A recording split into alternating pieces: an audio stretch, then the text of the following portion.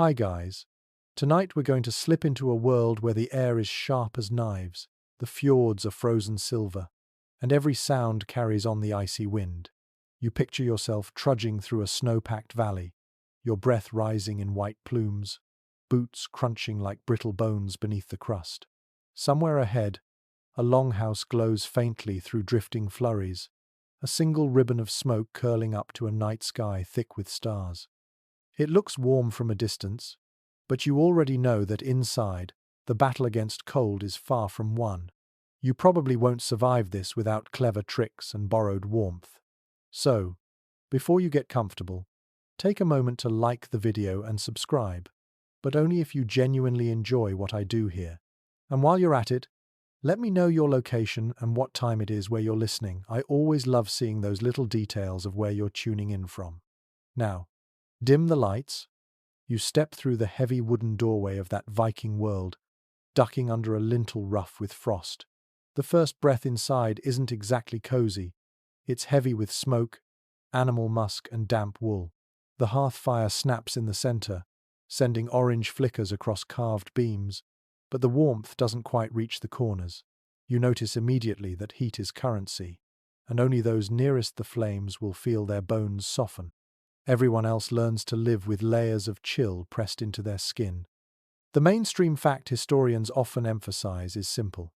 Viking winters were brutally long, with temperatures often sinking well below freezing, and their architecture was built to trap heat as much as possible. The longhouse, stretched like the hull of a ship turned upside down, was insulated with turf, its roof weighed down with sod, snow packed deliberately against its sides to block the draft. You run your hand along the wall, and it's not wood you feel, but damp earth, part of the landscape itself. And yet, here's the quirky detail. Some sagas and archaeological finds hint that Vikings occasionally scattered dried seaweed under bedding or mixed it into wall chinks for insulation. Imagine lying down on a mattress of straw padded with salty kelp, its scent mingling with smoke and sweat. It's the kind of coastal improvisation that makes you smirk and wrinkle your nose, because only desperate practicality explains that choice. Still, scholars continue to dispute whether these homes truly stayed warm at all. Some argue that even with turf insulation, the smoke-venting holes at the roofline drained precious heat and left interiors barely above freezing. Others suggest that the density of bodies, fire, and livestock warmth could raise temperatures to something tolerable, certainly not balmy, but enough to stave off frostbite. The debate leaves you perched in that half-lit uncertainty, imagining your own breath turning into frost on the rafters above while you try to settle for sleep. You can almost hear it. The muffled cough of someone wrapped in furs, the snore of another half buried in wool, the occasional hiss of sparks from the fire. Children curl close to parents. Warriors lean back against beams, and even dogs nestle into corners, all competing for pockets of warmth. The longhouse becomes a living body, with lungs of smoke and skin of turf, everyone pressed close inside the ribcage. And in that moment you realize, falling asleep here is less about comfort and more about surrender. Your skin prickles with chill even beneath layers, your ears still alert to the storm outside, and your eyes watch the fire like it's the only heartbeat between you and death. Yet somehow, the rhythm of breath, the drowsy heaviness of muscles worn from labor, and the hypnotic crackle of wood lull you downward. Against all odds, you're drifting towards sleep in the frozen north.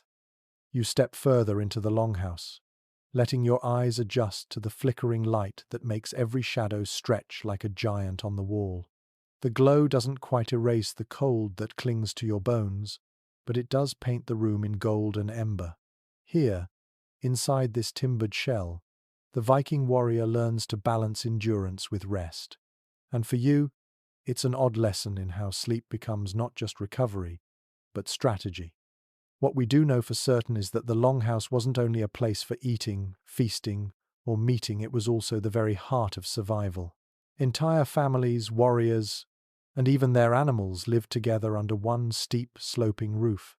Archaeological evidence from sites in Scandinavia shows charred hearths stretching along the middle of the floor, sometimes lined with stone to contain the blaze. The fire's warmth radiated outward, and everyone clustered around it like spokes around a wheel. But here's the curious detail. Those fires were not bright, roaring blazes you might imagine. Wood was scarce in parts of the north, and keeping a steady flame all night risked choking everyone with smoke. So, many longhouses relied on low, smouldering fires fed with peat or dried dung. That means you're not drifting off to the comforting scent of cedar or oak, no. Your dreams are seasoned with the acrid tang of smouldering turf, the earthy sting of animal droppings reduced to glowing coals. Strange as it sounds, this mixture burned longer and steadier, trading fragrance for survival. And yet, even with fire at the center, comfort was elusive. Most historians agree that the layout of a longhouse created a hierarchy of warmth.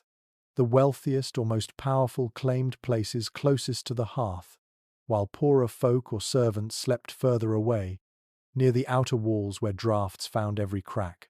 You can imagine the unspoken pecking order. The chieftain reclining on layers of furs by the flames, while an unlucky thrall huddles near the door, teeth chattering. But the scholarly debates about just how warm these houses could be are fascinating. Some researchers believe the sheer density of bodies, families, warriors, livestock, all living in a single space could raise the temperature substantially. Others counter that the roof vents, meant to release smoke, let out more warmth than intended, leaving most people half frozen even indoors. The truth may rest somewhere in between, warm enough to keep fingers from blackening, but cold enough that you never truly forgot winter's grip. Now imagine the sensory picture. The low fire throws dull light on hanging racks of drying fish, on carved wooden posts painted with soot, on the gleam of bronze jewelry in the dimness. Smoke lingers thickly, stinging your eyes and coating your tongue. You breathe shallowly, wishing for clean air, but realizing this is the price of warmth. Meanwhile, the heat from the flames only touches your front, leaving your back prickled by the chill seeping through turf walls. It's a contrast sharp enough to keep you half awake, shifting and rolling to steal bits of comfort. And yet, despite all these discomforts, the longhouse glow was essential. Without it, winter nights could stretch into an endless frostbitten silence. You picture yourself lying against a wooden bench built into the wall, a straw mattress beneath you that crunches whenever you shift. Over it, rough wool blankets scratch at your skin, heavy but not impenetrable to the cold. Nearby, another warrior snores, his breath rising in a mist that catches firelight. The rhythm of those snores, punctuated by crackling embers, becomes its own lullaby, strange, irritating, yet oddly reassuring. One more odd custom slips in here. Some accounts suggest that Viking families brought animals inside not only for warmth but also to create a living buffer against the cold air that seeped through walls. Sheep, goats, even cows slept under the same roof, separated by low partitions. You imagine the warmth radiating from a cow's hide while you curl on the other side of the wall, thankful for the beast's steady body heat. Of course, it also meant flies, smell, and the constant shuffle of hooves details that probably made sleep fitful. Still, survival doesn't ask your opinion about comfort. There's another layer here. Sleep inside the longhouse was rarely private. Warriors, children, elders, everyone shared the same smoky air. Privacy dissolved, and in its place grew a collective rhythm. When one stirred, the sound rippled outward, and others shifted. When one cried out in a dream, the room half woke. Imagine lying half asleep, hearing someone whisper a prayer to Thor beside you, while another murmurs a saga line in his sleep. This chorus of unconscious voices bound the household as tightly as daylight chores did. Experts can't quite agree on whether warriors truly got enough rest in this environment. Some point out that sagas describe fierce warriors rising at dawn with strength renewed, suggesting their bodies adapted. Others argue that constant smoke inhalation, damp bedding, and disturbed nights left most Vikings chronically exhausted. Perhaps both a true human resilience carried them forward, but fatigue always lurked at the edges. And through all of this, the fire remained the central character. Its flickering glow didn't just heat, it hypnotized. You picture yourself staring into the embers, watching them shift from orange to red to dull black. The warmth touches your eyelids. The glow imprints against your vision. Outside, wind claws at the walls. Wolves howl across frozen fields, and the dark presses down. Inside, the hearth hums softly. Smoke spirals, and you finally feel yourself drifting, even as the cold nibbles your toes. That is the glow of the longhouse. Imperfect, smoky, suffocating at times, but the fragile barrier between life and the endless winter night. It's not comfort in the way you know it, but it is survival disguised as rest. And as your breathing slows, you realize sleep here is less about softness and more about solidarity. You sleep because everyone else sleeps, because the fire burns, because together bodies warm the hall just enough. You lie down now, imagining the texture of what passes for a Viking bed. The floor beneath you is firm, unforgiving, and strewn with rushes that are replaced only when they rot or reek too strongly. If you are fortunate or ranked high enough, you claim a raised bench running along the wall, with wooden planks wide enough for a body to sprawl. Upon this crude platform is heaped straw, sometimes hay, and sometimes whatever stuffing could be scavenged before the winter tightened its grip. Most historians agree on one basic truth. Bedding materials were simple, practical, and rarely luxurious. Straw-filled mattresses were standard, and they were often stuffed into sacks of rough linen or wool. The wealthier you were, the finer your sack might be, with the upper crust sometimes layering furs or feathers on top. But for the majority, it was straw on wood, covered by a blanket of wool. The straw rustled with every movement, scratching bare skin and sending the occasional bug crawling along your arm.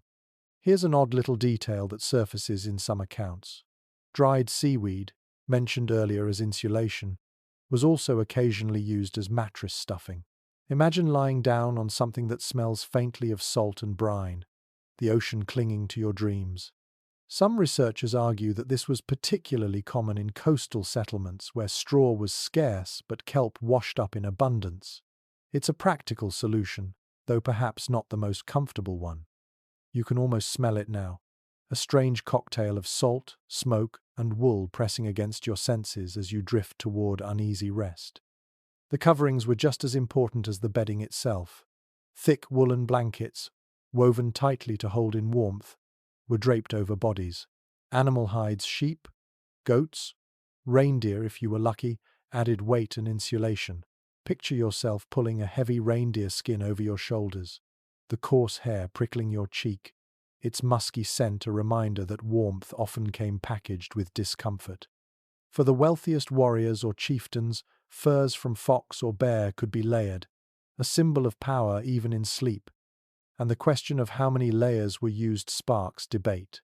Some scholars suggest that multiple hides and blankets were piled until a sleeper was nearly pinned in place, their body heat trapped in a cocoon.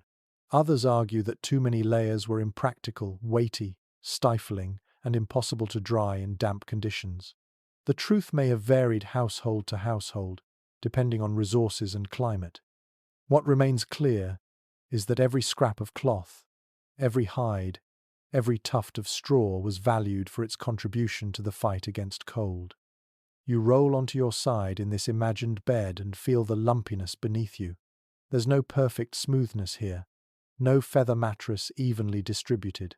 Instead, straw shifts, leaving hard spots under your shoulder or hip. A Viking warrior, hardened by long days of labor and combat, would barely flinch.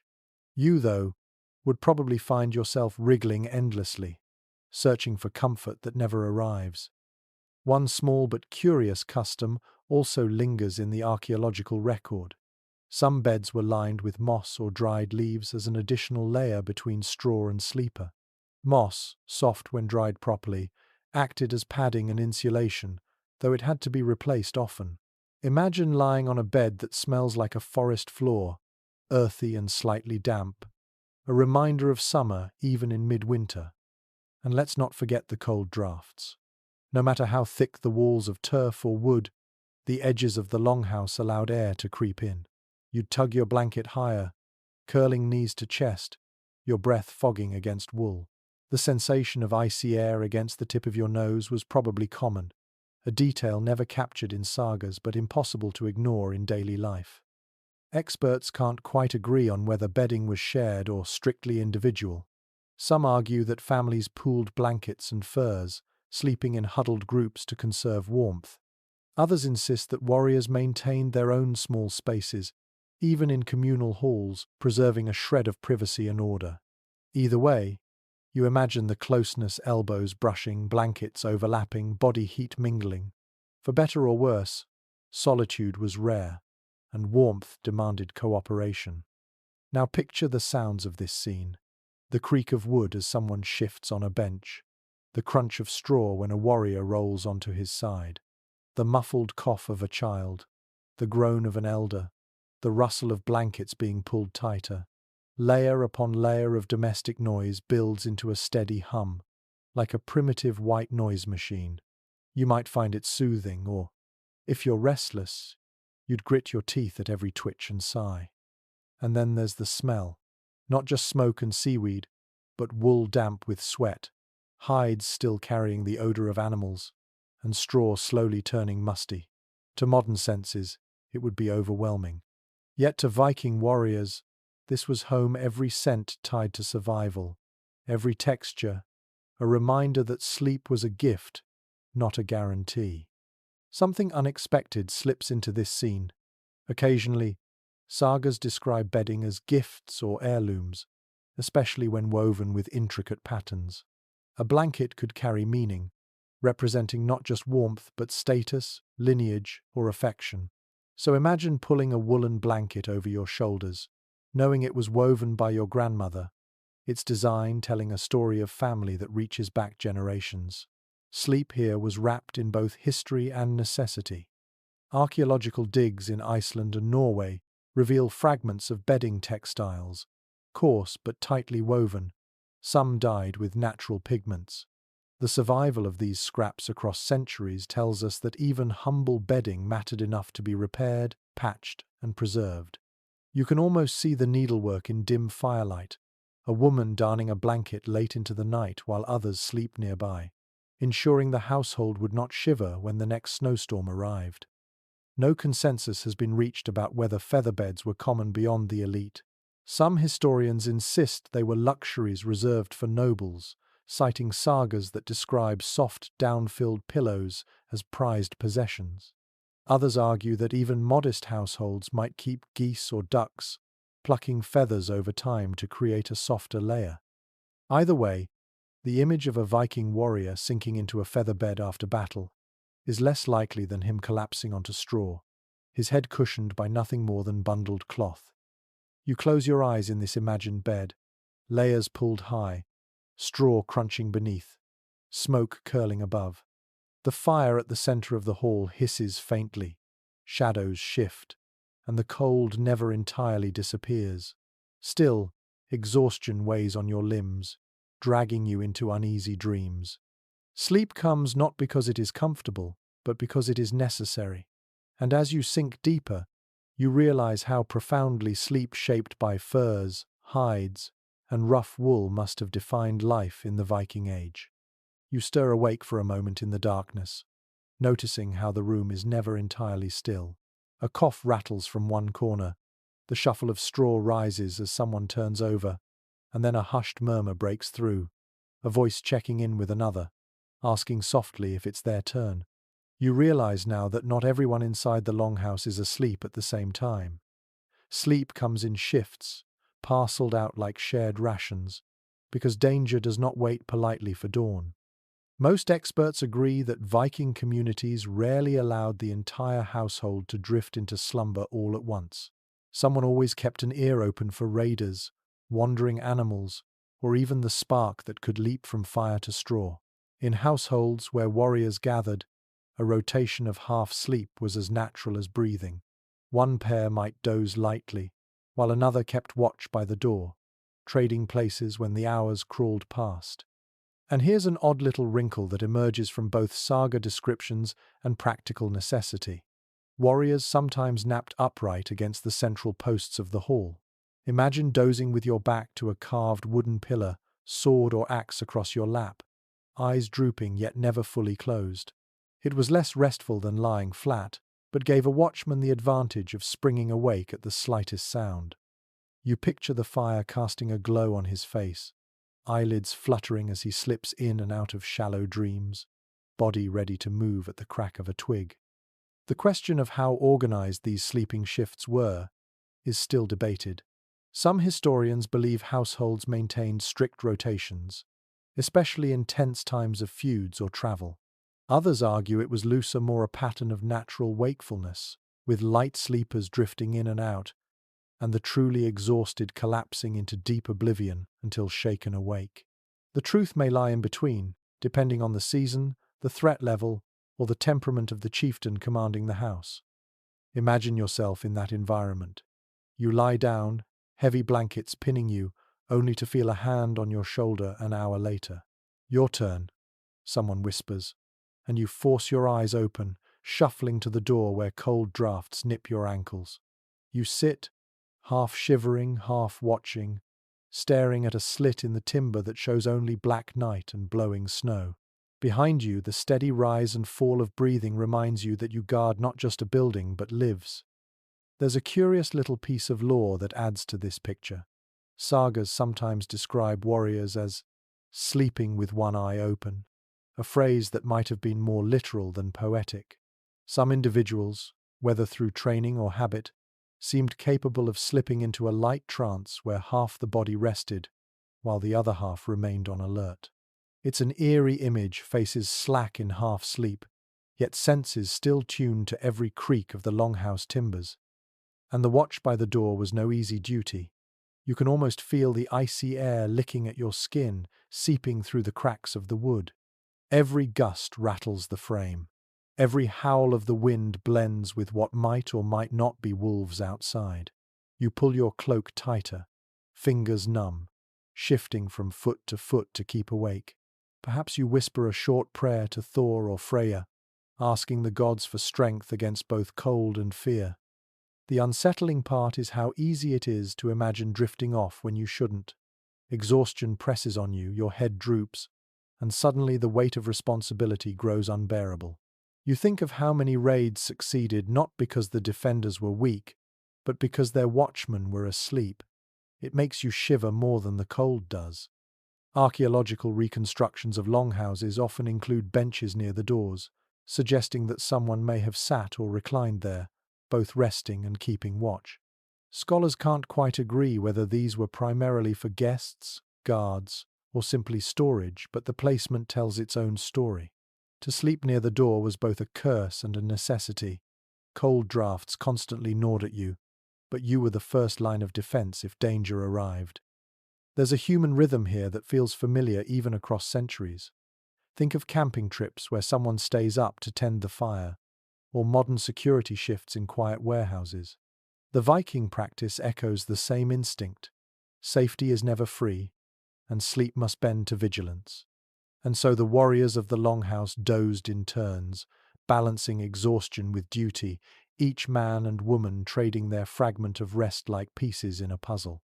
Now imagine being the one who finally gets to crawl back under the blanket. Your body is stiff, your toes tingling from the cold, your eyelids heavy with grit. You slide onto the straw mattress, wriggling until the scratchiness feels tolerable, pulling the wool over your head to shut out the world. Around you, others shift to take your place, one stumbling toward the doorway, another leaning against the post. The cycle continues, a human tide rising and falling in rhythm with firelight. The truth remains unsettled about whether Vikings truly thought of sleep in shifts the way modern soldiers or sailors do, or whether it was simply the natural byproduct of living communally. Either way, you can feel the pattern now, a constant ebb and flow of bodies half awake, half dreaming, guarding each other against both cold and danger. And in that quiet moment before your own exhaustion pulls you down again, you realize that Viking sleep was never just personal. It was woven into the fabric of community. You rested because someone else stayed awake. You stayed awake because others needed to rest. Survival wasn't just about furs and fires, it was about trust, passed from one drowsy set of eyes to the next. You blink awake again, this time to the glow of firelight stroking the rafters above you. The hearth burns in the center of the longhouse, its low flame glowing red-orange, like the pulse of a giant's heart keeping the household alive. Your gaze drifts toward it, and you realize that everything in this hall, warmth, food, safety, even sleep, revolves around that single patch of fire. Archaeological evidence confirms that Viking hearths weren't just for cooking. They were designed as the literal center of the house, running lengthwise down the hall in a long trench lined with stone. The flames crackled steadily, warming the air and drying damp clothing hung overhead. Without this core of heat, the longhouse would have been nothing but a box of timber and turf slowly filling with frost. But here's a strange little twist that rarely comes up in glossy retellings. Those central fires were often smoky, unpredictable, and occasionally dangerous. Peat fires could smolder and cough out thick plumes, filling the hall until eyes burned and lungs ached, and sparks tiny but treacherous might leap onto straw bedding if no one was careful. So while the hearth was a protector, it was also a fickle companion that demanded constant attention. Most scholars agree that managing this fire was a nightly ritual. Someone tended it at intervals, feeding it carefully so that it didn't die out but also didn't erupt too fiercely. There's a rhythm to this image, a weary figure padding across the hall in the small hours, cloak wrapped around shoulders, bending low to place another chunk of turf or log on the embers. The fire hisses, flares briefly, then settles, throwing new shadows across the walls. And the fire had a symbolic side too. In Viking belief, flame carried sacred weight, tied to the gods and to the continuity of the household. A hearth kept alive through winter was proof of divine favor and family strength. Extinguishing it accidentally was considered an ill omen, a sign that fate itself had turned its back on the family. So imagine lying in the dim glow, every crackle in the coals both comforting and charged with meaning. Of course, not all historians are convinced the hearth brought comfort. Some argue that its warmth barely reached more than a few paces, leaving most sleepers in the longhouse half frozen regardless. Others suggest the combination of smoke, poor ventilation, and the constant tending of embers made rest shallow and uneasy. You're left imagining yourself rolling over, one side of your body tingling from the heat while the other stiffens with cold. And then there are the sounds. The steady hiss of peat, the occasional pop of resin in firewood, the soft flutter of sparks rising. You might even hear the whisper of air as smoke snakes upward toward the vent hole in the roof. It's not silence, it's a constant backdrop of fires breathing, as though the house itself inhales and exhales while you sleep. Odd little practices grew up around this necessity. Some households banked the fire before bed, piling turf over the embers to keep them smouldering until morning. Others left a pot of stew or porridge near the edge, letting it cook slowly through the night, so breakfast was ready at dawn. Imagine waking to the mingled smell of smoke and bubbling oats, a reward for enduring the long hours of cold. And in the darker corners of folklore, fire was thought to guard against spirits that roamed the night. A glowing hearth frightened away trolls or droga, those restless dead that sagas love to whisper about. You picture yourself peering at the shadows beyond the firelight, wondering if something lurks just outside its circle, kept at bay by nothing more than a few stubborn flames. The truth is that this hearth was more than survival. It was psychology. In the endless blackness of northern winters, a flame reassured. It gave your eyes something to rest on, your mind something steady to cling to. You can almost feel it now, eyelids drooping as you watch the embers pulse, the hypnotic rhythm tugging you towards sleep. But there's another side. The constant need to feed the hearth meant sleep was never uninterrupted. Someone had to wake, stir the ashes, add fuel, and guard against sparks. Imagine dozing lightly, only to be nudged awake for your turn with the poker. You shuffle forward, hair tousled, blanket trailing, the chill biting at your ankles. You kneel by the fire, stirring the coals until they glow again, then stumble back to your straw mattress, eyes already closing. Historians still puzzle over how much of the fire's warmth truly reached the far edges of these vast halls. Was it enough to make a difference, or was it mostly symbolic comfort, with only the closest sleepers benefiting? The debate lingers, but one thing feels certain. Without that hearth, nights would have been unbearable, both physically and emotionally. And so the Viking warrior's sleep was never his alone. It belonged partly to the fire, that living core of the hall. The flames might soothe him with warmth, choke him with smoke, or wake him with sparks. Yet night after night he lay down knowing his life, his dreams, even his sanity circled around that hearth. You picture yourself curling tighter under wool, the glow painting your eyelids red, the hiss of peat soft as a lullaby, and you finally let the dark carry you away.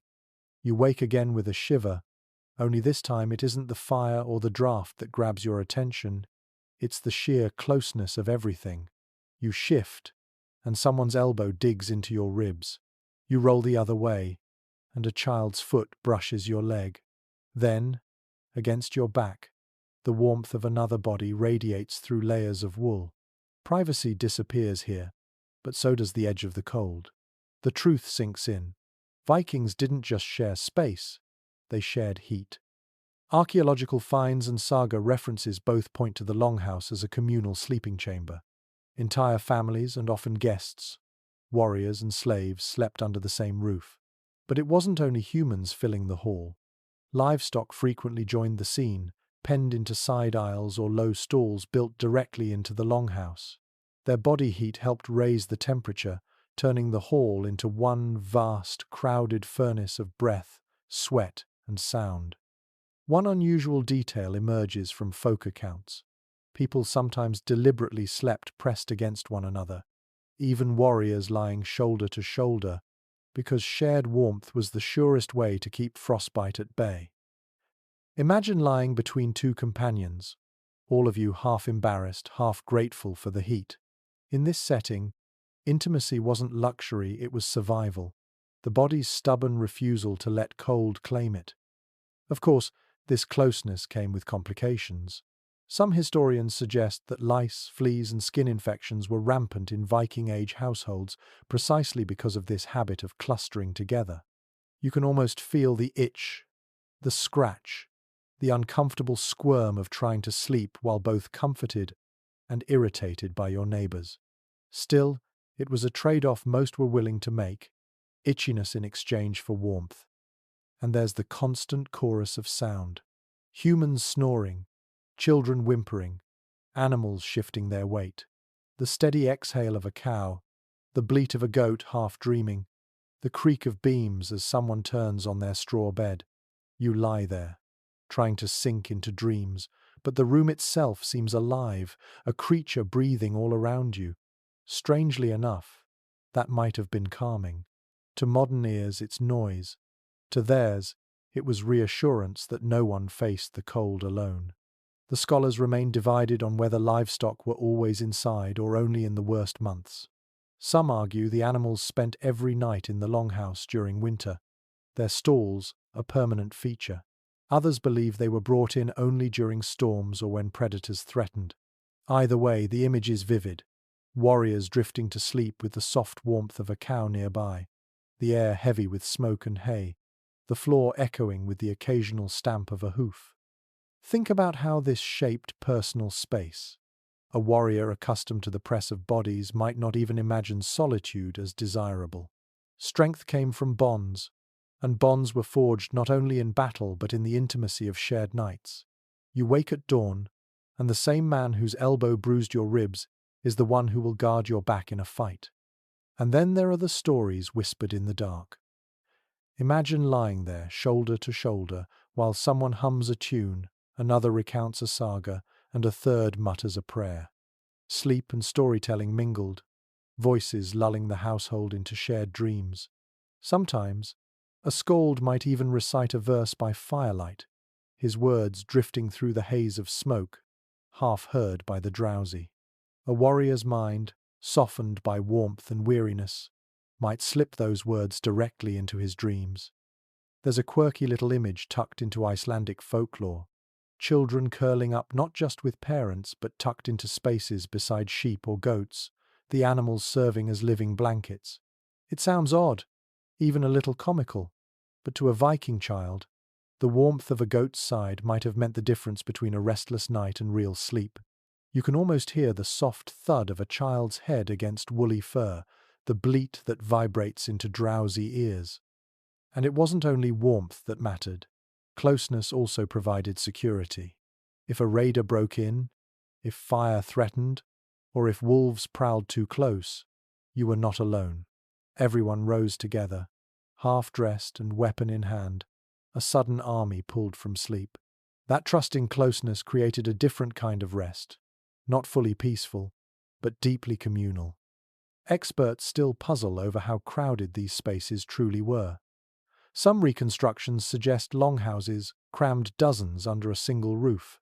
Others think sleeping areas were more spread out, with wealthier households spacing families and servants. Without written records, the exact arrangement remains uncertain, but whether tightly packed or loosely spread, the principle stayed the same. Warmth meant bodies together. And as you lie there in imagination, shoulder to shoulder, the weight of wool pulling you down, you realize the paradox. The cold outside feels infinite, merciless, ready to drain you dry.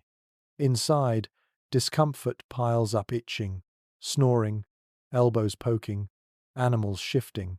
Yet within this press of bodies, you sense safety. You sense life refusing to yield to winter. And so, against all odds, you finally let your eyelids close, wrapped not just in blankets but in the warmth of other souls. You're not fully asleep yet.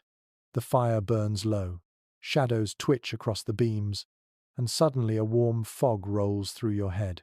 It's the mead, of course, or the ale, whatever was passed around the hall before the blankets came out. Vikings drank heavily in their feasts, but even on ordinary nights, a mug of warm ale was sometimes the last act before surrendering to slumber. You feel the weight of it now, a dull warmth spreading through your chest, eyelids heavier, thoughts muddled into dreamlike fragments. It's widely accepted that alcohol shaped how warriors slept. Archaeological finds confirm the brewing of barley-based ale, honey-rich mead, and even imported wines for those wealthy enough to afford them. Drinking wasn't just celebration. It was nourishment, a calorie boost in the cold months, and, intentionally or not, a shortcut to sleep. After all, what better way to forget a freezing draft at your back than to stumble into a haze of alcohol? But here's the curious detail. Viking ale was not the crystal-clear lager you might picture today. It was cloudy, chunky, and often flavored with herbs like juniper, bog myrtle, or yarrow. Imagine gulping down a heavy, almost porridge-like drink that tasted of both earth and bitterness. Not exactly a fine wine pairing, but effective if your goal was drowsiness. Some sagas even hint at warriors collapsing mid-conversation, slipping into snores before the mug left their hand. Experts remain divided on how much drinking was tied to everyday rest. Some argue mead and ale were reserved mostly for gatherings, not nightly routine. Others suggest even modest households brewed weak ales for daily consumption, safer than water and calming before bed. The evidence is patchy, leaving us to imagine both scenarios: the quiet glow of nightly ale in a humble longhouse, or the louder roar of drinking songs before a festival's collective collapse into straw beds. The sensory details here are rich. Picture the smell of fermenting grain seeping from wooden vats, the sticky sweetness of spilled mead clinging to woolen cloaks, the heavy air of a hall where half the sleepers carry the tang of drink on their breath. You curl beneath your blanket, the warmth of alcohol mingling with the warmth of bodies, the sounds around you softening into one great blur.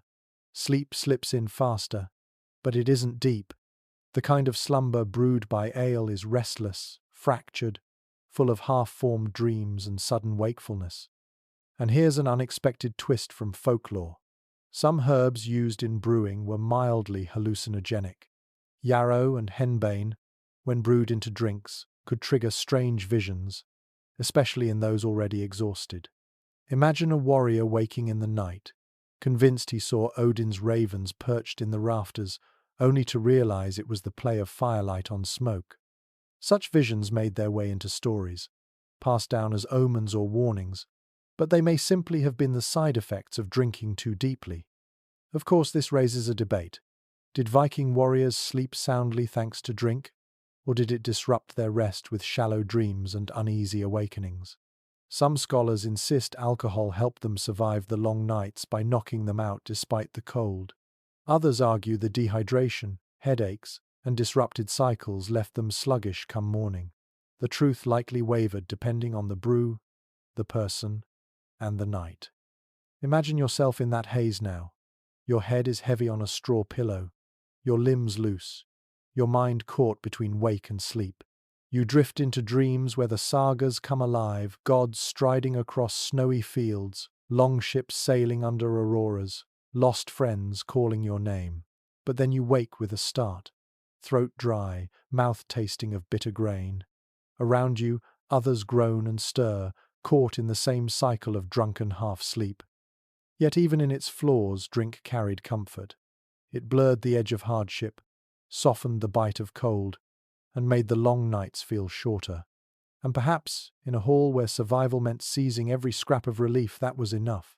You close your eyes again, mead warmth still lingering, the crackle of fire steady, the hum of breath around you blending with your own. Sleep isn't perfect, but it comes, and that is all that matters.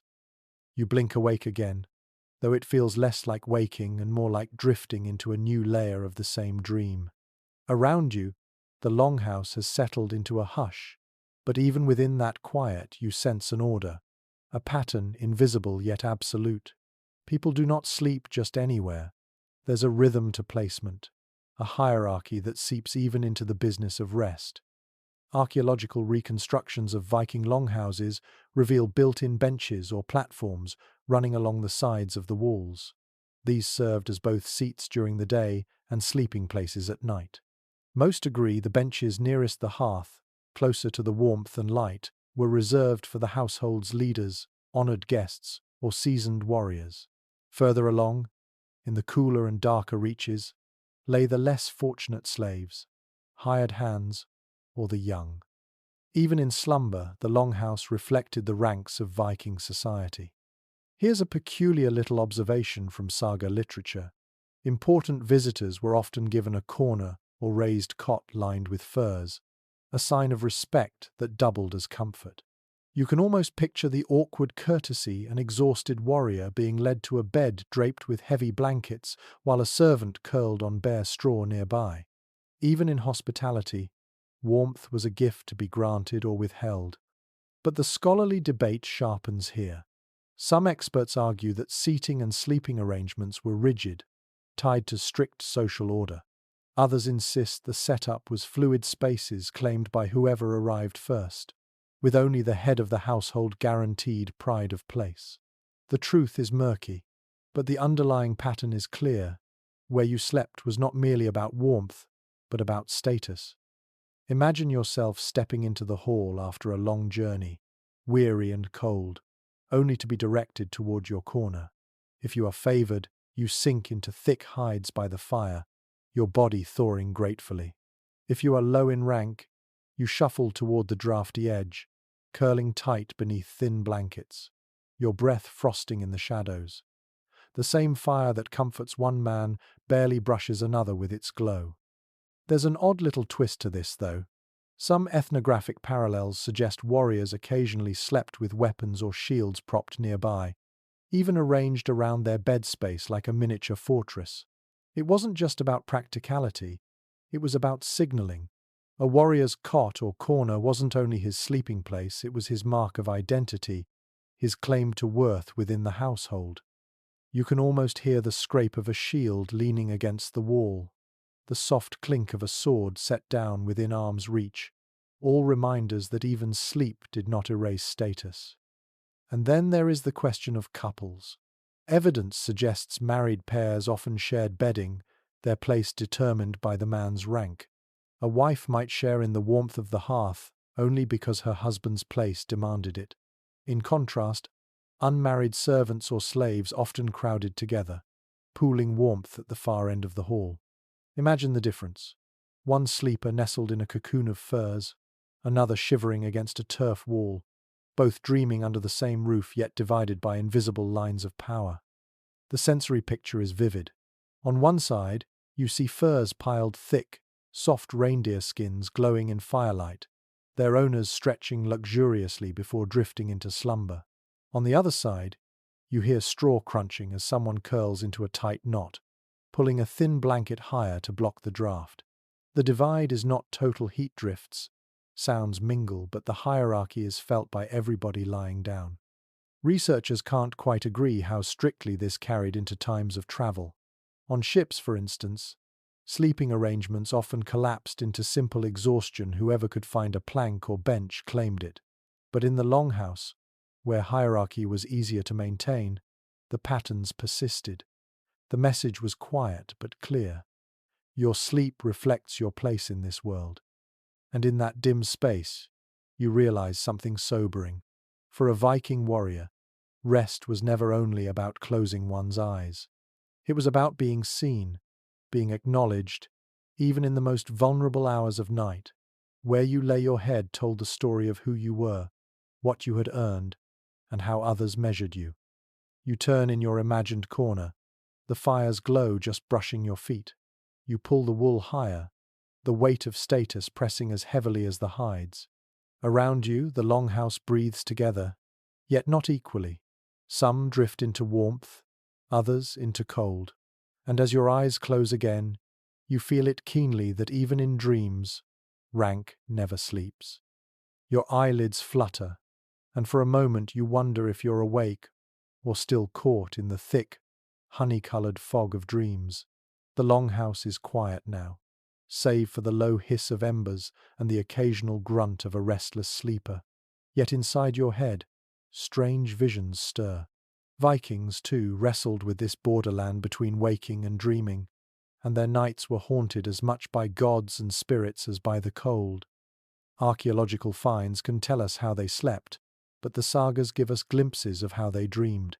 Most accounts show that dreams were not dismissed as idle fancy, but treated as omens, messages from beyond.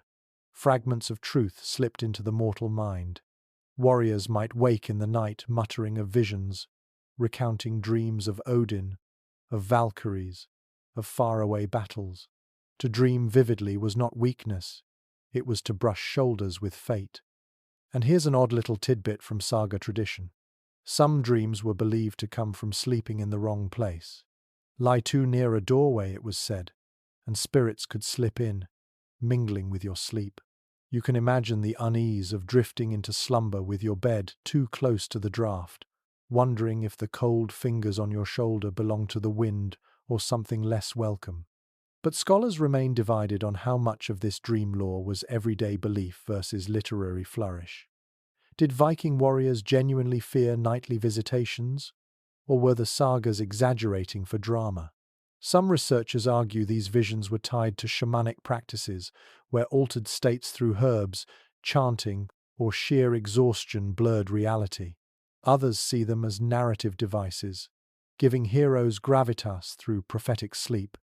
The debate leaves you perched in the middle, not sure if the man beside you truly dreams of Odin or simply snores a little louder than usual. Imagine the sensory details. You lie back on a straw mattress, the smoke curling low, the flicker of flame behind your eyelids. In that glow, shapes form shields rattling, a raven's wing cutting the air, the shimmer of a mead hall somewhere far above. You wake with a start, heart pounding, uncertain if you saw anything at all. Around you, others stir, muttering, perhaps caught in their own restless visions. Sleep is never just sleep in a Viking hall. It is a theatre of spirits. A curious fragment of folklore adds another layer. Some believe dreams were carried by drama phantom figures or dream senders who could slip into your mind uninvited. To protect yourself, you might whisper a prayer before bed or wear an amulet under your blanket. Picture a small bronze charm, warm from your palm, pressed against your chest as you drift off, a fragile shield against unseen trespassers. Of course, not all dreams were grim. Some sagas describe soft, hopeful visions, a warrior dreaming of home, of green fields, of family left behind. These dreams, cherished and retold, reminded listeners that even hardened raiders longed for gentler places. You can almost feel the ache in those images: an ox lowing in a meadow, a wife weaving by firelight, children laughing. Against the howls of winter, such dreams must have been sweeter than any fur. Experts still puzzle over whether dream interpretation was formalized, like Roman augury, or more personal, whispered in kitchens and halls. Some suggest that Cirrus's vulvas were sometimes consulted for troubling dreams. Others believe every warrior became his own interpreter, shaping visions into whatever meaning fit his life. Either way, the power of the dream lingered, haunting morning conversations as much as night's sleep. You shift on your bed, letting your imagination drift in step with theirs. The line between history and dream feels blurred here, because sleep for Viking warriors was never just a break from the day. It was a meeting ground of gods, of fears, of wishes too fragile to voice in daylight. And so, as the longhouse breathes steadily around you, you let yourself slip back into that half-light, where Odin's ravens still circle, and the world of dreams runs parallel to your own. You stir in the night and feel something strange, a pocket of warmth where none should be. The draft from the wall has softened, and the air around you doesn't bite quite as sharply. It takes a moment to realize what you're experiencing: the odd Viking trick of using snow itself as insulation. What researchers can agree on is this: snow, for all its icy sting, is also an incredible insulator. Packed tightly against the turf walls of a longhouse, it trapped the heat that bled from inside, forming a barrier against the wind.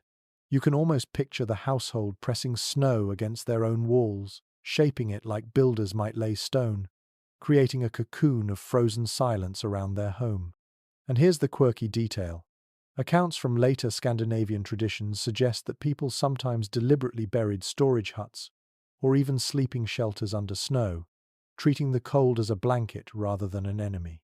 Imagine crawling into a hut covered in white, the outside air biting at your cheeks, only to find the inside strangely still, a muffled quiet where breath rises like steam in the dimness. Snow, paradoxically, could keep you alive. The debate among scholars lingers. Did Vikings intentionally rely on this snowy insulation, or was it merely a fortunate byproduct of their winters? Some argue that sagas exaggerate the cleverness of such practices, while others point to archaeology and modern experiments showing how sod walls with snowpack can raise interior temperatures by crucial degrees. The uncertainty hangs there like the cold itself, never fully banished, always pressing in. Now imagine lying down in that muffled longhouse. Outside, the blizzard screams, but inside, the snow absorbs sound. The usual groan of the timber softens, the whistle of drafts fades, and the air grows almost eerie in its stillness. You pull your blanket closer, aware that silence can be as unnerving as noise. Sleep arrives differently in this cocoon, slower, heavier, as if the whole house itself has sunk into hibernation. The sensory world is vivid: the faint drip where snow begins to melt near the fire, warmed walls, the damp, earthy smell of sod mixed with wool, the occasional hiss when a stray spark lands in moisture.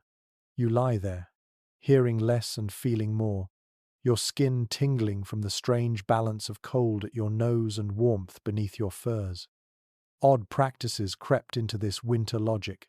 Some sources hint at people even carving snow shelters for travelers, much like later igloo traditions, though whether Vikings themselves did this or learned from neighbors remains debated.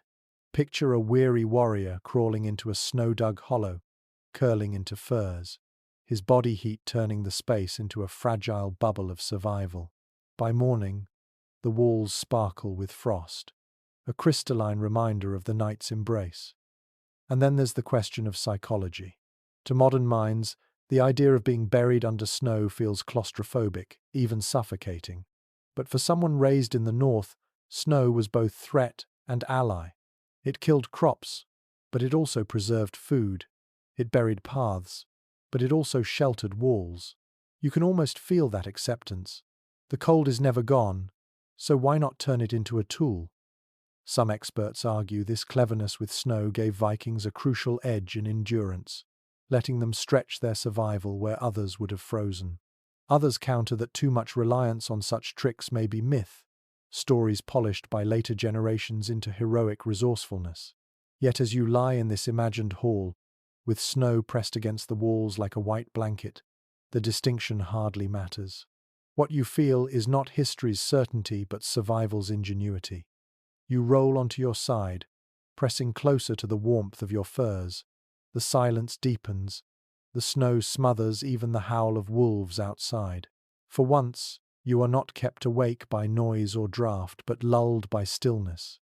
A quiet so complete it feels like the earth itself has wrapped you up.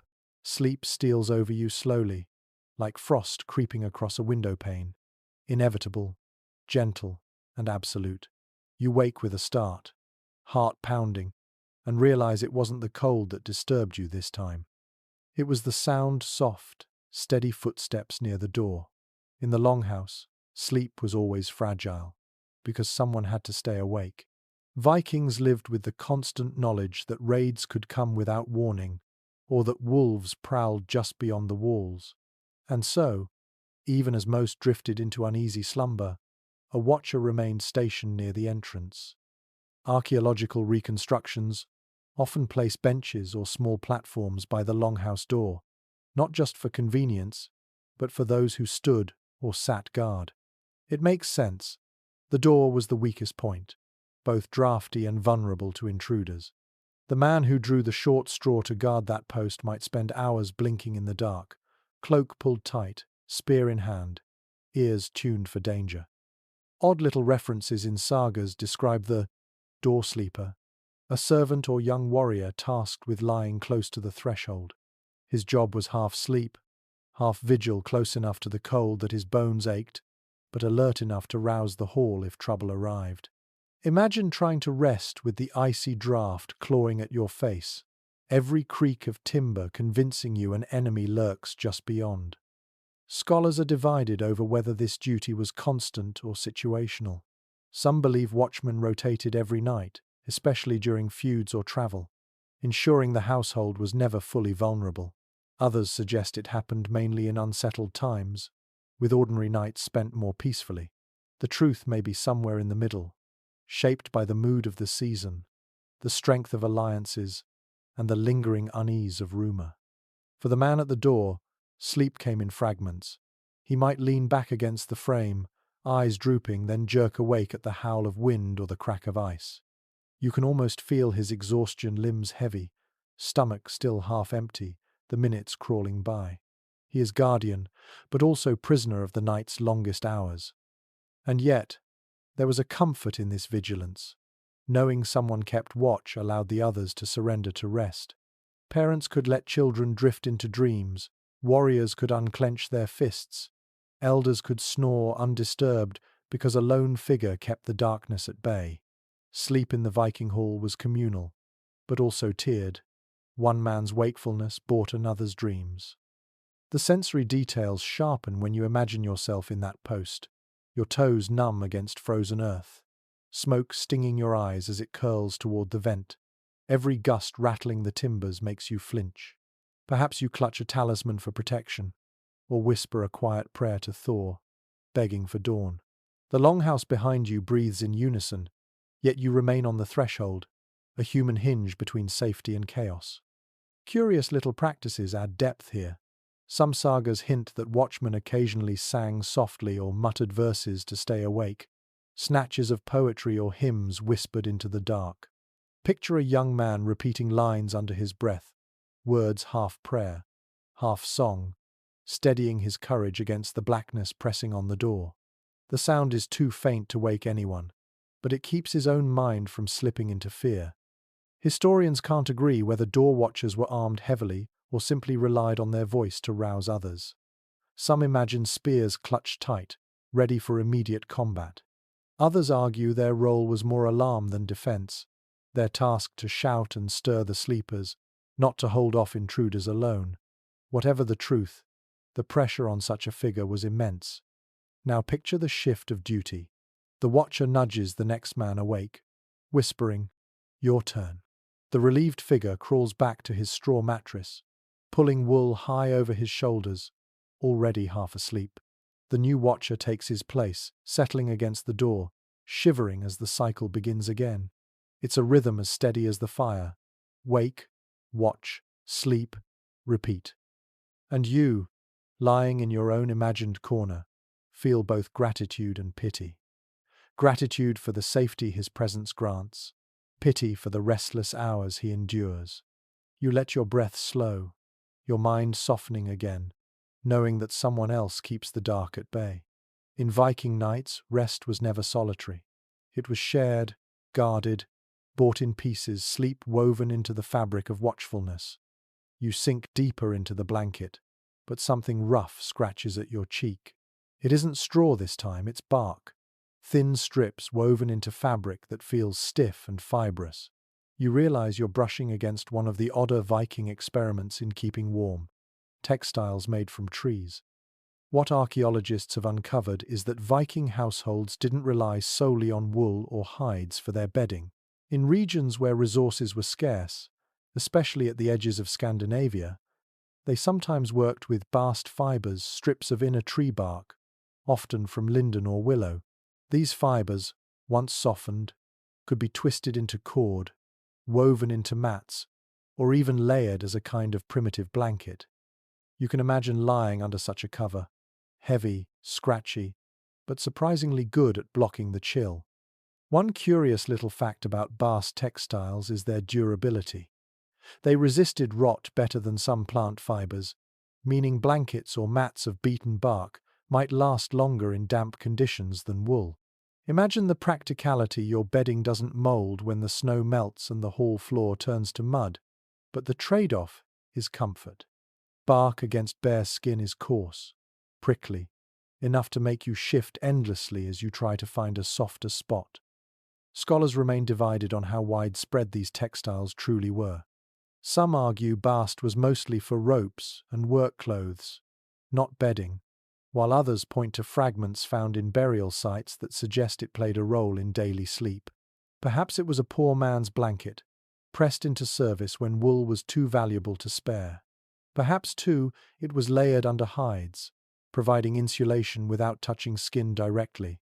The evidence is fragmentary, leaving us with more questions than answers. Now picture the sensory mix of such a bed: a straw sack beneath you, stuffed lumpy and uneven, a layer of bast matting over it, rough but solid, keeping damp from soaking up, wool on top, coarse but softer than bark, then hides, weighty and musky, sealing you in. It's a sandwich of materials, each imperfect, each uncomfortable in its own way, but together forming a cocoon strong enough to keep you alive through the night. And then there's the sound. Bast mats creak when you roll over, fibers grinding against one another. It's not the soft rustle of linen or the hush of feathers, it's a groan, like old rope straining. Add that to the chorus of snores, coughs, and shifting hooves, and you can see why Viking rest was often more survival than relaxation. Yet there's also a certain ingenuity to it. You can almost respect the resourcefulness of a people who looked at a tree and thought, not just wood for fire, not just leaves for fodder, but bark for bedding.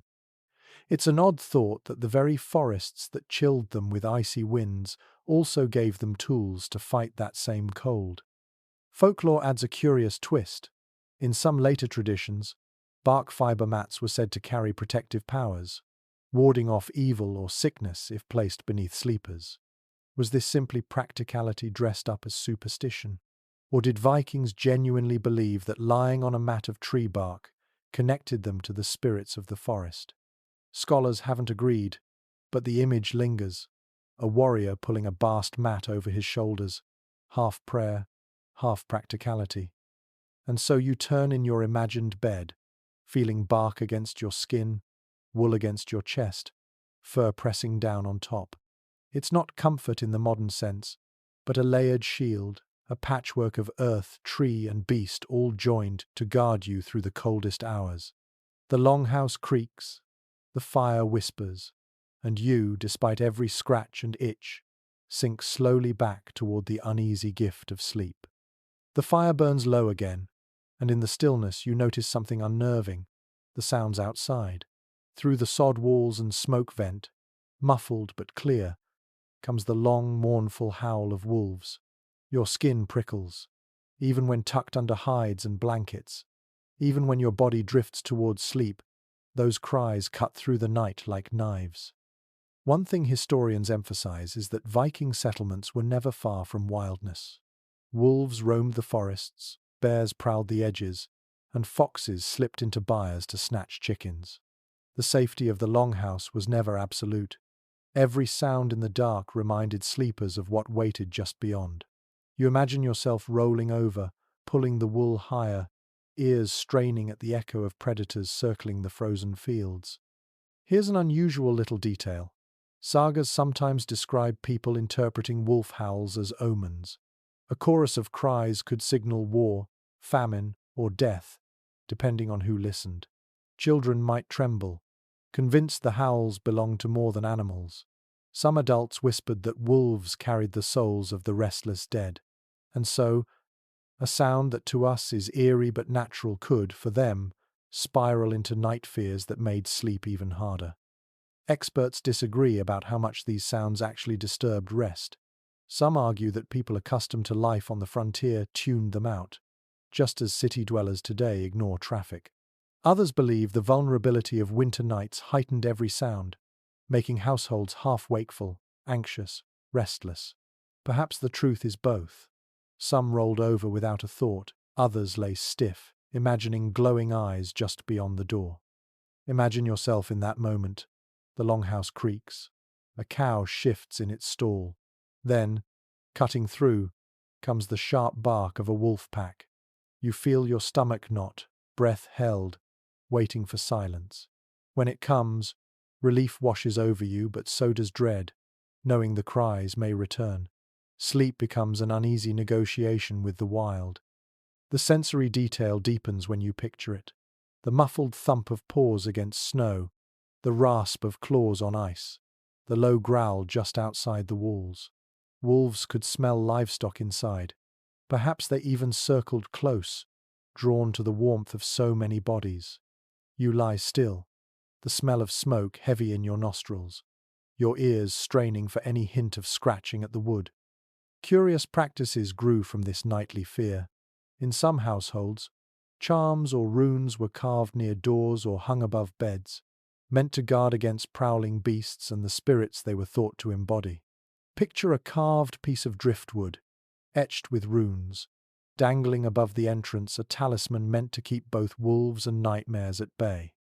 And then there were the human sounds inside, which mingled with the night outside. Snores rising and falling like the wind, the cough of a child cutting through the silence, the murmur of someone half dreaming, whispering a name.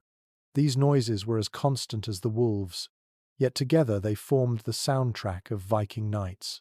Half human, half wild, all woven into the fragile fabric of sleep. The debate still lingers among scholars. Were the Vikings hardened enough to ignore such things? Or did the cries of wolves seep into their dreams, feeding their legends of beasts and spirits? The sagas are full of creatures lurking in the dark, sometimes animals, sometimes something worse. You can feel how easily a restless sleeper might confuse one for the other. You pull your fur tighter, shutting your eyes. The fire hisses softly, but outside the howls rise again, longer, hungrier. And in that moment you understand why Viking warriors never fully let down their guard, not even in sleep. Their nights were a chorus of danger and comfort, a duet of hearth crackle and wolf cry, and only by lying between the two did they manage to dream at all. You turn over, furs pulled high against your chin, when something odd catches your eye through the smoke vent above. A flicker not from the hearth, not from lightning, but from somewhere out beyond the roof. You blink, half convinced you've dreamed it, but there it is again. A wavering light that dances across the horizon, greenish, yellow, then gone. Out in the Viking night, strange glows were more than natural quirks. They were omens, mysteries, and sometimes terrors that pried eyes open when sleep should have taken hold.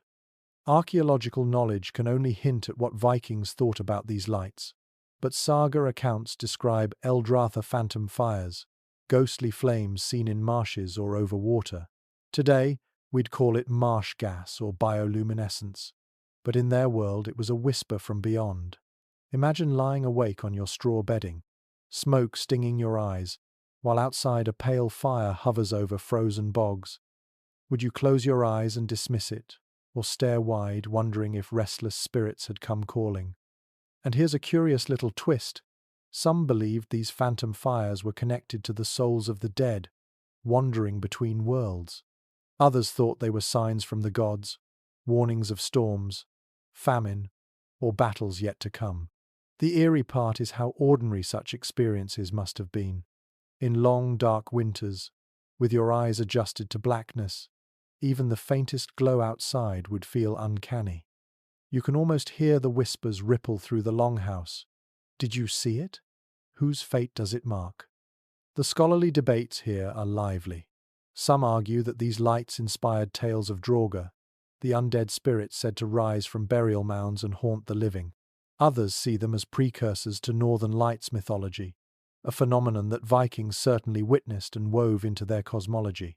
The aurora borealis might have been a Valkyrie's cloak, or sparks flying from the shields of gods in battle.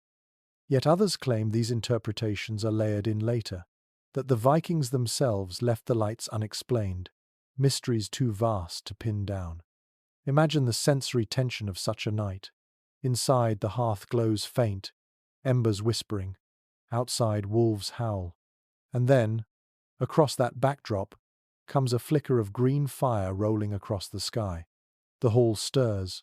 A child wakes and whimpers. An elder mutters a prayer. A warrior squints at the smoke vent with unease. Even if you wanted to sleep, curiosity and dread keep you half awake, your heart in rhythm with the sky's strange pulse. A peculiar bit of folklore insists that staring too long at phantom lights could draw you toward them, luring you from safety into bog or storm.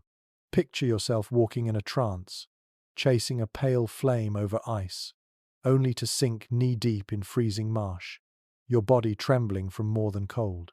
Whether or not this happened, the warning stuck. To see lights at night was to test the boundary between curiosity and peril. And think of the sounds that paired with these visions.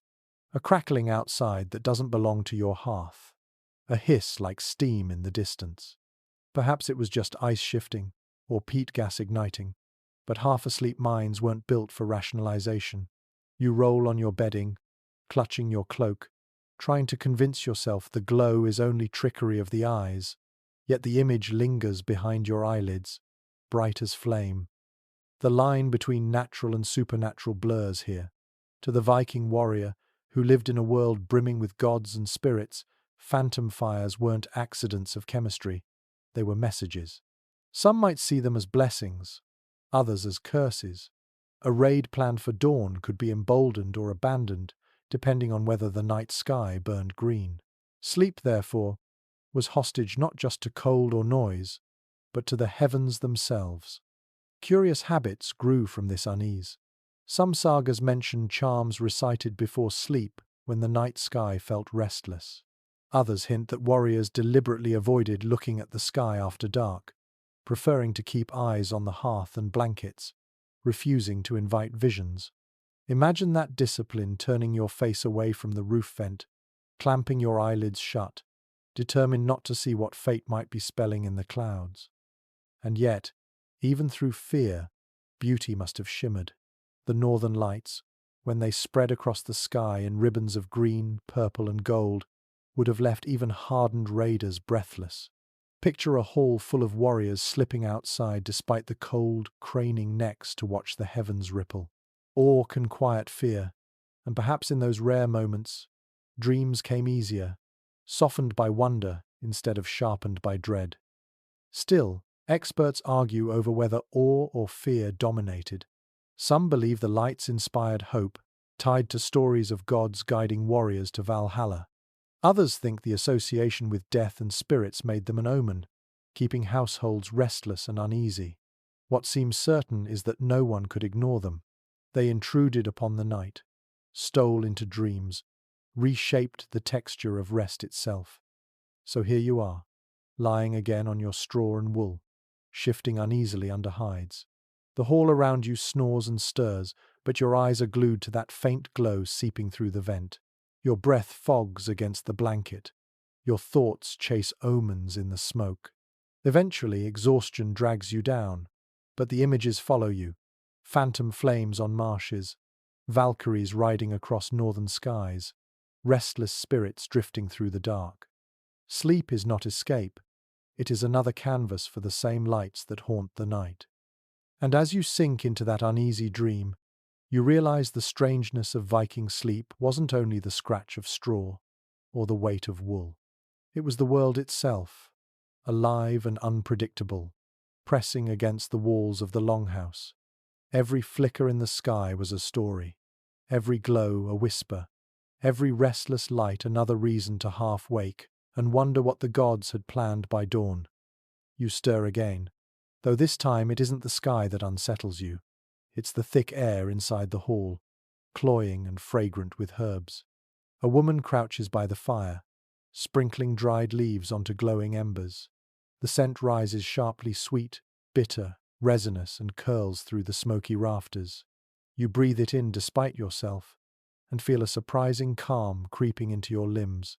Sleep among the Vikings was rarely left to chance. It was coaxed, soothed, and even manipulated with plants, oils, and smoke. Archaeological digs and written sources alike suggest that Vikings were well versed in herb lore. They brewed teas, burned plants, and mixed salves meant to calm nerves or dull pain. What we can say with some certainty is that these remedies doubled as sleep aids in long nights when exhaustion wasn't enough. Chamomile wasn't native, but northern herbs like angelica, yarrow, and valerian root were known. Imagine sipping a warm infusion of valerian, earthy and pungent, then slipping into deeper rest as your eyelids sagged. And here's a curious little custom. Some sagas mention bedding infused with herbs rushes or straw sprinkled with lavender-like plants. Their fragrance meant to repel vermin and relax sleepers. You can almost picture warriors bedding down on straw laced with crushed mint, the sharp scent stinging their noses yet strangely comforting as they drifted off. It's not just sleep, it's protection, both against fleas and against wandering thoughts. The debate among scholars is lively here. Some argue Viking herb lore was practical medicine, grounded in centuries of observation. Others believe much of it was ritual, closer to magic than pharmacology, with charms recited as herbs burned, smoke carrying prayers skyward. The truth, as usual, likely straddles both, plants soothing bodies while their rituals soothed minds.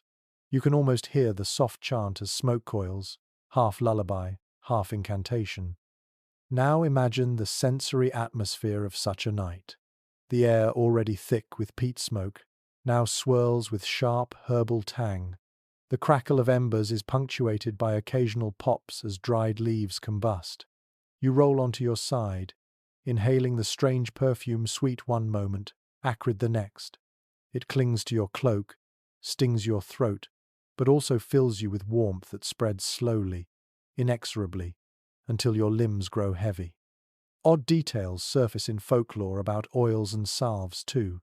Viking women pressed oil from flaxseed and mixed it with herbs to rub on sore muscles. Picture a warrior returning from a raid, shoulders aching, lying on a straw mat while his wife massages oil into his skin, the fragrance of juniper or pine settling his breath. He drifts off not only from exhaustion but from comfort, a rare softness in a harsh world. And then there's the ritual side. Sleep wasn't always passive. Sometimes it was sought for visions. Accounts of Cirrus's Velvas describe them, inhaling smoke, chanting, and entering trance-like states at night. Some believe these altered states were linked to herbs, perhaps henbane or other intoxicants, nudging the mind into dreams vivid enough to be mistaken for prophecy. You can imagine a woman lying near the fire, smoke heavy around her, eyes closed but body tense, whispering of gods she claims to see. Whether truth or imagination, the boundary between dream and vision blurred. The question of intentional sleep medicine sparks further division. Were ordinary warriors soothed to sleep by herbs every night, or was this reserved for illness and ritual?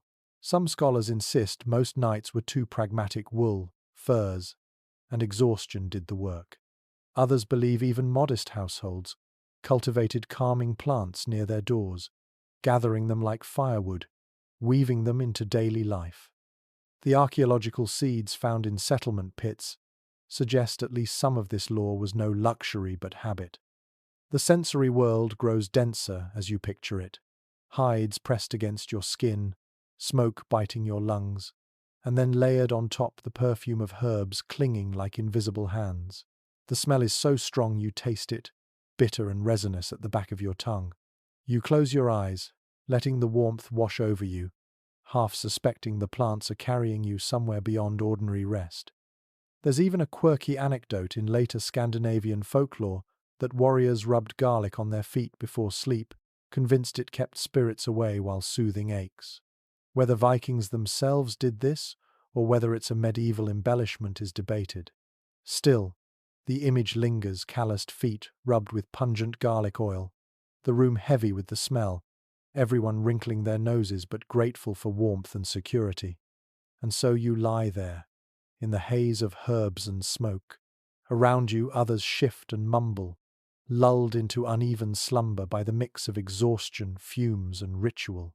Perhaps one dreams of gods, another of battle, another of nothing at all. For you, the weight of fragrance presses as firmly as the wool blankets. The outside world fades, muffled by snow and distance, while the inside world blurs into trance. Experts still can't decide whether such practices were widespread or rare, common-sense medicine or mystical ceremony. But what feels undeniable is this: Vikings understood that sleep needed help. It wasn't easy in the bitter cold, with wolves howling, fires smouldering, and raids always possible. And so they turned to the earth, to leaves, roots, oils, and smoke to cradle their bodies and ease their minds. You roll once more, burying your nose in the blanket. The scent of herbs lingers, sharp but soothing. Your breath slows, your muscles release. Outside, the night is cruel and endless, but inside, through a haze of plants and prayers, your eyes finally shut. And as sleep pulls you down, you realize you've joined a ritual as old as humanity, the art of tricking the mind into rest, even in the harshest of worlds. The night drags on, and though the herbal smoke has quieted your mind, another warmth creeps in from a less mystical source. You shift under your blankets and hear it: the slow, heavy exhale of an ox, then the shuffle of hooves, the swish of a tail, and the low grunt of a cow settling into straw.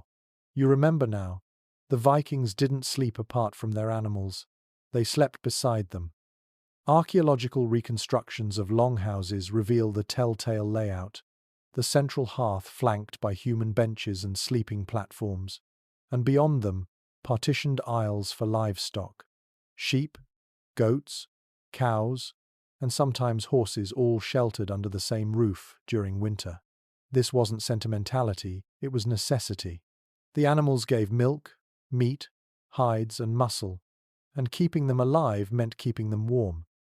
In turn, their body heat raised the temperature of the hall by crucial degrees. It's an odd little detail, but scholars who have stood inside reconstructed turf longhouses swear the difference is striking. With a cow or two inside, the air shifts from biting cold to damp warmth. Not cozy by modern standards, but tolerable. Imagine drifting off to sleep with a reindeer hide pulled over you, the hearth smouldering low, and the faint radiance of animal warmth seeping into the air. Of course, this closeness carried its own discomforts. The smell was strong dung steaming in the corners, the musk of woolly coats, the tang of hay trampled under hooves. You wrinkle your nose just imagining it, but for the Vikings this was normal. The scent of livestock meant life. It meant security. It meant food and clothing when the frost broke. The scholarly debate sharpens here. Did every household always keep animals indoors, or only in the deepest winters? Some argue it was a daily feature of life, others that animals rotated between byres and the longhouse depending on weather. The evidence is mixed. Some longhouse floors show heavy wear from hooves, others less so. Perhaps the truth varied by region, by wealth, by sheer desperation. The sensory details are vivid when you let them in. You lie under scratchy wool, and from across the partition comes the rhythmic chew of a goat grinding hay. You hear the soft clink of a bell, the rustle of a cow turning in its stall. These noises, steady and low, become a strange lullaby. Instead of silence, you drift to sleep with the barnyards breathing in time with your own. And children especially seem to take comfort in this closeness. Folklore hints at little ones curling near the warm side of a sheep, snuggling into its fleece like a living blanket. Picture a child nodding off with a lamb's body tucked against their chest, the smell of lanolin strong, the wool tickling their nose. For them, warmth mattered more than propriety. To sleep with animals was to survive. Curious customs even extended to the way stalls were arranged. Some families kept the most valuable animals, cows, milk producers, closest to the hearth, while goats and sheep crowded further back. Horses, being both precious and sacred, often had their own space. Imagine a proud warrior glancing at his horse before sleep, murmuring a word of thanks, knowing its survival meant his own status. But there were risks, too. Smoke from the fire clung to thick animal hair, irritating lungs. Fleas and lice jumped freely between man and beast. And yet, for all the itching and coughing, no one questioned the arrangement. Without animals inside, the hall would be colder, the nights longer, the danger of frostbite more real. You can almost feel it, the warmth radiating from a cow just beyond the partition, the steady smell of hay and sweat, the soft thud of hooves shifting on straw. You pull your blanket tighter, realizing that the comfort you feel is partly theirs. Even in your most private act of rest, survival is communal, shared not just with family, but with the animals that fed you, clothed you, carried you. Folklore adds another peculiar layer. Some believed sleeping near animals protected against spirits. Their warmth, their steady presence, their sheer vitality created a barrier against drauga or wandering souls. Picture an elder whispering that no ghost could cross the line where oxen breathed. Whether superstition or not, the idea makes you feel safer as you lie listening to the steady rhythm of beasts in the dark. Experts can't decide whether Vikings thought of this closeness as purely practical or also sacred. Some point to ritual sacrifice of animals, suggesting their presence in the hall carried spiritual weight. Others insist it was simply convenience, a decision born of necessity. But either way, their presence shaped the texture of every night's rest. And so, you turn once more on your straw bed, furs heavy on your shoulders, fire low at the center, animals breathing on either side. It isn't silence that carries you into dreams, but the mingled chorus of human and beast, the cough of a child, the shuffle of a sheep, the faint snore of a warrior, the hiss of peat. You drift away not into solitude, but into the warm, musky tide of life itself, cradled by the knowledge that every breath around you, man and animal alike, pushes back against the cold. Your body is heavy now, pinned by layers of wool and fur, yet your ears catch another rhythm, softer than coughs, gentler than hooves, not as harsh as wolf howls. Someone is humming. The tune drifts low, threading through the longhouse like smoke. It's not a feast song or a war chant. It's quieter, almost like a lullaby. You realize that even Viking warriors, wrapped in the grit of survival, still turned to music and words to guide themselves and their children into sleep. We know from the sagas and from fragments of verse that music and poetry saturated Viking life. Skald storytellers and poets were honored for their ability to preserve history in rhythm and rhyme. Yet in the intimacy of the longhouse, the songs weren't always about kings and battles. Mothers crooned simple tunes to children, old women whispered charms against nightmares, and sometimes a warrior himself might hum a saga verse, the words steadying him like a shield against the dark. Here's a curious little image. Icelandic lullabies recorded centuries later sometimes warned children about trolls or ghosts, as though fear itself could be tamed by weaving it into song. Imagine lying as a child beside your mother, her voice low. "Sleep, little one, or the droga will come." Oddly enough, the threat isn't meant to terrify but to soothe, because if the danger has been named, it can be kept at bay. You fall asleep not in ignorance of fear, but wrapped in a melody that acknowledges it. The scholarly conversation about these songs divides opinion. Some argue lullabies and bedtime sagas were rare, luxuries of peaceful nights. Others insist they were essential, woven into daily rhythm, passed down by necessity as much as by art. Perhaps the truth is both long stretches of silence broken by sudden outbursts of song, each melody a fragile thread against the heavy dark. Imagine the sensory weight of this. You're curled on your side, fur pulled to your chin, when across the hall a voice rises. Maybe it's your mother's, maybe a skald's, maybe even your comrade's.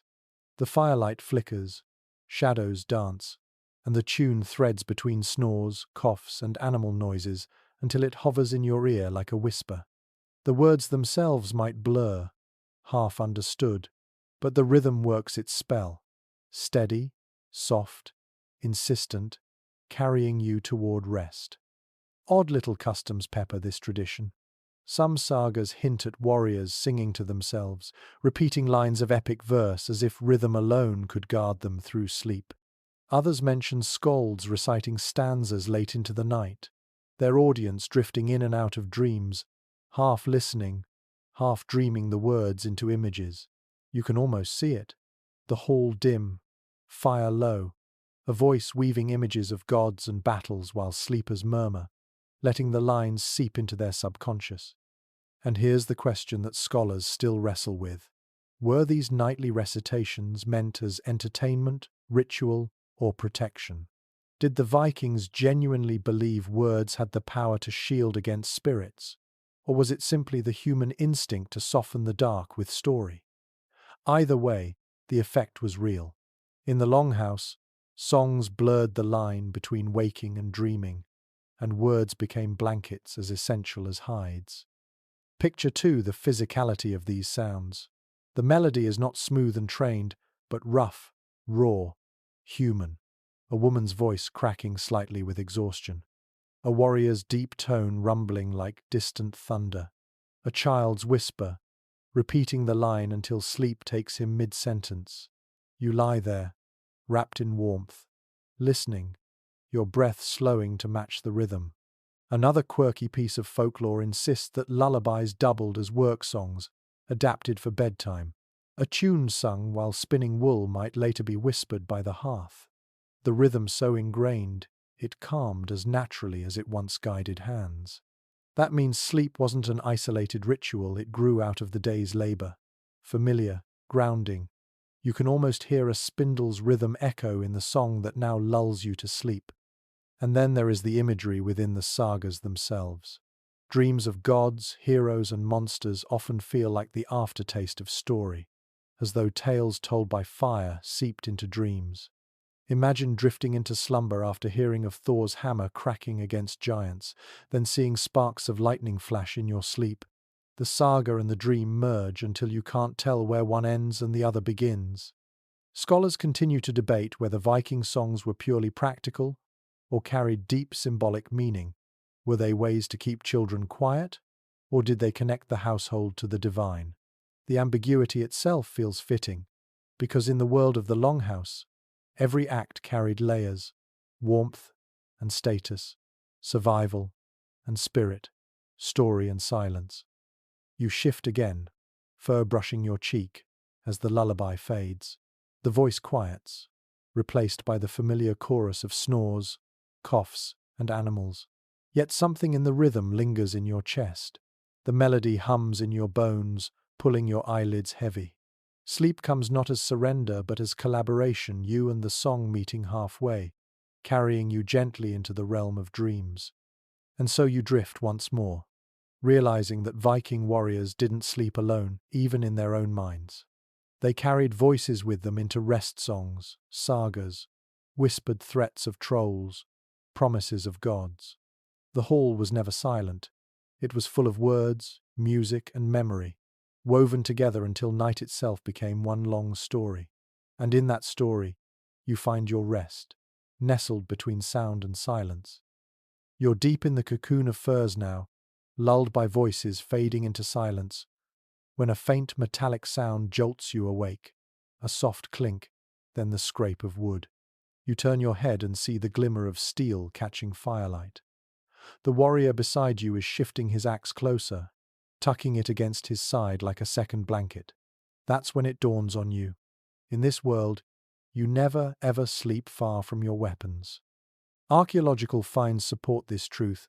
Graves often contain swords, axes, or spears laid close to the body, not just as symbols of rank, but as echoes of everyday habit. Most historians agree that a Viking warrior kept his tools of war within reach, even in sleep. A shield might lean against the bench, a spear rest by the door, a sword lie tucked beneath the blanket. To modern eyes, it seems paranoid. To them, it was second nature. And here's an odd little glimpse from saga accounts. Some men were said to keep their swords unsheathed beside them, blade naked in the dark, as though the very sight of polished steel could deter spirits or raiders. Imagine rolling over on your straw mat only to feel the cold edge of iron brushing against your arm. It's dangerous, impractical, but oddly reassuring when you expect attack at any moment. The scholarly debate lies in the detail. Were weapons kept literally at hand, or simply close by? Some experts argue that sleeping with a sword under your blanket is more myth than reality after all. Blades can cut, axes can slip. Others insist the sagas exaggerate, but the principle is true. A Viking warrior's rest was never separated from readiness. Even if he didn't hug his axe, he slept, knowing it was within arm's reach. Now picture the sensory burden of this. The weight of steel at your side, digging into your ribs if you shift too far. The wooden shaft of a spear knocking against the wall when someone stirs. The faint tang of iron in the smoky air, mixing with the smell of wool and peat. These aren't soft, decorative objects, they're sharp, hard, unyielding. Sleeping beside them is less about comfort than about the comfort of knowing you won't be caught helpless. Odd customs show up in folklore too. Some stories describe men sleeping with shields pulled partly over them, doubling as both blanket and barrier. You can almost see it. A warrior curled beneath a fir, his round shield tilted over his torso, like a turtle half, withdrawn into its shell. Another detail hints that knives were tucked into boots even at night, tiny assurances that no one was ever truly defenseless. And consider the psychology. To close your eyes with weapons beside you is to live in two worlds at once, half in dream, half in vigilance.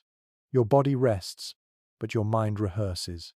If the door bursts open, you imagine yourself leaping up, axe in hand, shield raised before you even know you're awake.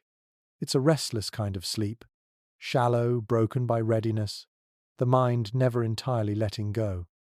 Scholars continue to disagree on whether this constant preparedness left warriors chronically fatigued. Some argue that their bodies adapted, able to snap awake fully armed at the slightest disturbance. Others suggest exhaustion wore them down, leading to sluggish reflexes in reality despite their vigilance in theory. The tension lingers, much like the steel that pressed against their sides. Now imagine the soundscape. A faint scrape as a sword slides in its scabbard when someone rolls over, the dull thud of a shield bumping the wall, the quiet clatter of iron rivets against wooden benches. These noises punctuate the chorus of snores and coughs, reminding every sleeper that they are warriors even in dreams. It's an image that borders on the theatrical. Picture a hall full of men lying shoulder to shoulder, axes tucked beside hips, shields lined like a row of sleeping eyes against the wall, swords glinting faintly in the embers. It looks less like a dormitory than a silent armory, one heartbeat away from erupting into battle. Even rest carries the weight of readiness. A curious fragment of folklore says some warriors whispered to their weapons before sleep, like friends or guardians. A hand brushing the hilt, a murmured promise, a prayer to keep it sharp and faithful. Whether true or embroidered later, it adds a human note to the image. To sleep beside steel is not just habit, it is relationship, intimacy of a different sort, forged in fear and trust. And for children growing in that hall, the lesson was clear. They watched their fathers and brothers lay down weapons like pillows, saw how steel was as essential tonight as today. They learned that sleep was never fully safe, that rest came only when readiness was within reach. You can almost feel a boy's hand tracing the rim of his father's shield, eyes heavy with sleep, mind already dreaming of the day he'd earn one of his own. The sensory memory deepens as you settle back into your imagined corner. The fur still scratches, the smoke still burns, but your thoughts dwell on the glint of weapons in the firelight. You close your eyes, and in your dreams, swords are not far, they gleam at the edge of vision, waiting for you to wake. Sleep, in the Viking hall, is never surrender. It is only a pause, with steel always nearby, whispering that the night is not entirely yours. You roll onto your back, drifting between shallow sleep and restless awareness, when something cold brushes your cheek. A faint dusting falls from above, flakes of snow slipping through cracks in the roof. You blink, disoriented, until another icy grain lands on your nose. The longhouse might be fortress-like in design, but it is not invulnerable. Winter had a way of creeping in, even through the smallest seams, and Vikings learned to live and sleep with the intrusion of snow and rain. Archaeologists studying longhouse remains often note how roofs were layered with sod and timber, heavy enough to withstand storms, but prone to leaks at their seams. The weight of snow could press down on rafters until they bowed, opening tiny cracks. In theory, the turf acted as insulation, but in practice, meltwater dripped, snowflakes sifted, and the cold announced itself in the most personal way, right onto your face as you tried to rest. Here's a peculiar little detail preserved in both saga descriptions and folklore. Families sometimes placed buckets or bowls strategically around their sleeping areas to catch drips from above. Imagine lying half asleep, listening to the steady plink-plink of meltwater dripping into a wooden bowl beside your bed. It isn't a lullaby exactly, but the rhythm becomes part of the hall's nightly symphony. Scholars can't quite agree on how tolerable these longhouses were in deep winter. Some argue that the sod roofs held heat effectively, turning the interior into a surprisingly snug space. Others insist that leaks, drafts, and smoke vents meant constant discomfort. The disagreement only sharpens when reconstruction experiments show wildly different results. One hall warm and cozy, another damp and freezing. Perhaps both are true comfort or misery depending on luck, construction skill, and weather severity. You can imagine the sensory frustration vividly. You've just curled into the warm pocket of your blankets when a drip lands squarely on your forehead. You grunt, shift, pull the fur higher, only to feel another icy drop on your ear. The bedding grows damp, straw sours, and suddenly the cold is seeping up from below as well as down from above. It's the sort of irritation that makes true deep sleep nearly impossible. Odd customs likely grew from this problem. Some households reinforced roof seams with moss, stuffing it thick into gaps to soak up water. Others piled extra hides directly over sleeping areas, creating a kind of tent beneath the roof, catching drips before they struck. Picture a warrior ducking under his own hide canopy, muttering about leaks as he tries to reclaim a few hours of rest. The soundscape is equally sharp. A gust of wind whistling through a crack, the occasional thud of snow sliding off the roof, the groan of beams under weight. Inside, the hall becomes a kind of echo chamber for winter's siege. Sleepers shift restlessly, each aware that the house itself is under strain. Some nights must have carried a background anxiety. What if the roof doesn't hold? You lie there half dreaming, half watching the rafters, measuring creaks like omens. And then there's the smell. Damp straw, wet wool, sod walls, leaching moisture all mingle into a heavy musk. Fires dry some of it, but they also fill the hall with smoke, thick and choking. You breathe shallowly, lungs irritated, eyelids stinging. It's not the restful air of a clean bedroom. It's a cocktail of damp, heat, and ash that seeps into every dream. Some experts argue that Vikings grew accustomed to this, their bodies toughened by constant exposure, their minds trained to ignore discomfort. Others counter that sickness, coughs, fevers, lung ailments was the price of such nights. The evidence of early graves suggests respiratory illness was common, making it likely that many warriors woke groggy, sore, never fully rested. Curious little fragments of folklore add to the picture. One Icelandic tale mentions a family believing a leak in the roof was caused by elves, who punished them for neglecting offerings. They patched the seam only after setting out a bowl of milk. Whether real or imagined, such stories reveal how people tried to make sense of discomfort. A drip wasn't just water, it was a message, a reminder that the unseen world pressed in with the snow. Imagine the coping rituals. Someone waking in the night to shift the bedding away from a draft. A parent pulling children closer to the fire when snow crept in at the door. A warrior shrugging off a damp blanket, muttering curses, and rolling onto a drier patch of straw. Every adjustment broke the rhythm of sleep, making nights more a series of naps than a solid rest. And yet, somehow, they endured. You picture yourself shivering, tugging hides tighter, listening to the plink of water and the hiss of fire. Your mind wanders in drowsy cycles. Roof, snow, smoke, warmth, cold. At last, exhaustion overwhelms irritation. Even with flakes melting against your cheek, you sink into shallow dreams, because in this world, sleep isn't about comfort, it's about survival, stolen wherever it can be found. The hall creaks again as the storm outside slackens, and you turn in your bedding, lulled for a moment by the rhythm of dripping water. But then another rhythm rises, not of snow or beasts, but of voices low, chanting, strange. Across the hall, a figure sits upright, eyes half shut, smoke wreathing around her head. You recognize her not as an ordinary sleeper, but as something else entirely, a seeress, a vulva, slipping into trance. For some in the Viking world, night wasn't only for rest. It was also for travel, the kind of travel that took place in the mind, through visions, rituals, and what we might call dreams, but they might have called journeys. Archaeological evidence of staffs, charms, and ritual seats found in graves suggest that these women held honored places in society.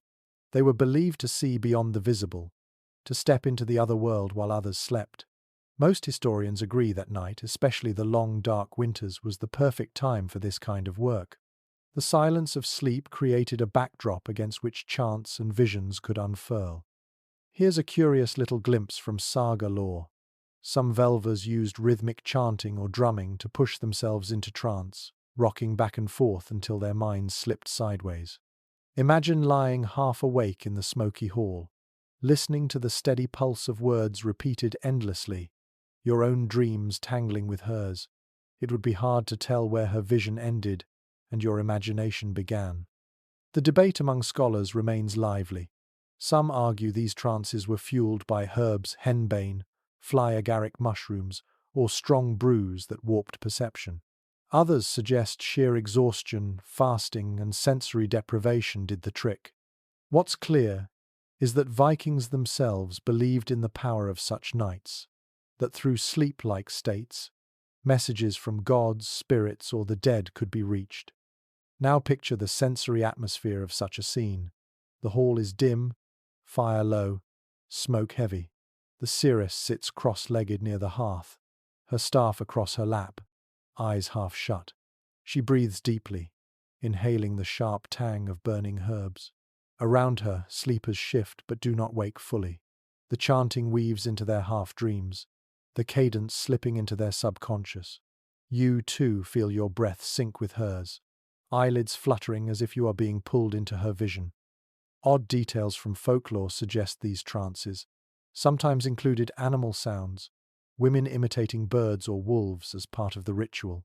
Picture that in the hush of midnight, a sudden crow's call from a human throat, or the drawn-out howl of a wolf echoing under the rafters.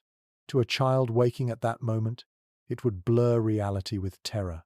To a warrior, it might inspire awe, a reminder that unseen powers pressed close. And yet, not everyone agreed about these practices. Some sagas portray trance workers with reverence as keepers of wisdom. Others treat them with suspicion, hinting at witchcraft or corruption. Scholars today echo that division. Were these women healers and guides, or outcasts feared as much as they were respected? The truth may be that they were both, their power making them essential and dangerous all at once. For the ordinary sleeper, the effect was undeniable. Whether or not the trance was real, it shaped the mood of the hall. If a seeress muttered of storms to come, everyone woke in the morning with dread, their sleep coloured by her words. If she promised good fortune, dreams felt lighter, the night less heavy. In this way, Viking sleep was sometimes communal prophecy. What one dreamed or claimed to dream shaped what all believed. The sensory details grow sharper when you imagine the trance itself. The smoke thick, stinging your throat. The steady drum of words, low and hypnotic. The flicker of fire on the seeress's face, making her features shift. One moment woman, the next something else entirely. You close your eyes, but the rhythm keeps you tethered, half in dream, half in her vision. Here's a quirky little belief tied to this. Some thought the soul could wander from the body during sleep, tethered by a thread of breath. In a trance, the seeress might guide her spirit or others beyond the hall, across frozen fields, even to the realm of the gods. Imagine waking suddenly, gasping, convinced your breath had been tugged away. You clutch your chest, grateful to still be in your own body. And the scholarly disagreement continues. Were these ideas uniquely Viking, or borrowed from the Sami shamans whose practices included trance, drum, and vision? Some historians point to clear parallels. Others insist the Vikings developed their own traditions, shaped by Norse cosmology. Either way, the overlap reminds you that Viking nights were porous between human and animal, living and dead, waking and dreaming. As the chanting fades, the hall grows quiet again. The seeress slumps back, eyes heavy, perhaps collapsing into ordinary sleep. Around her, the household shifts, murmurs, dreams coloured by what they've heard. You roll over, fur scratching your chin, trying to separate your own dream from the trance that still rings in your ears. And so you realize that Viking sleep was never neutral. It was a canvas painted with smoke, sound, fear, and faith. For some, it was the simple exhaustion of hard labor. For others, it was the stage for visions. You let your breath slow, half hoping your dreams remain your own, half wondering if the seeress has already carried you with her beyond the longhouse walls. You wake to the creak of timbers and the shifting weight of your own body. The straw mattress beneath you crunches, uneven and lumpy, and for a moment you wonder how much softer it might feel if you were born to wealth. Bedding was never equal in a Viking hall.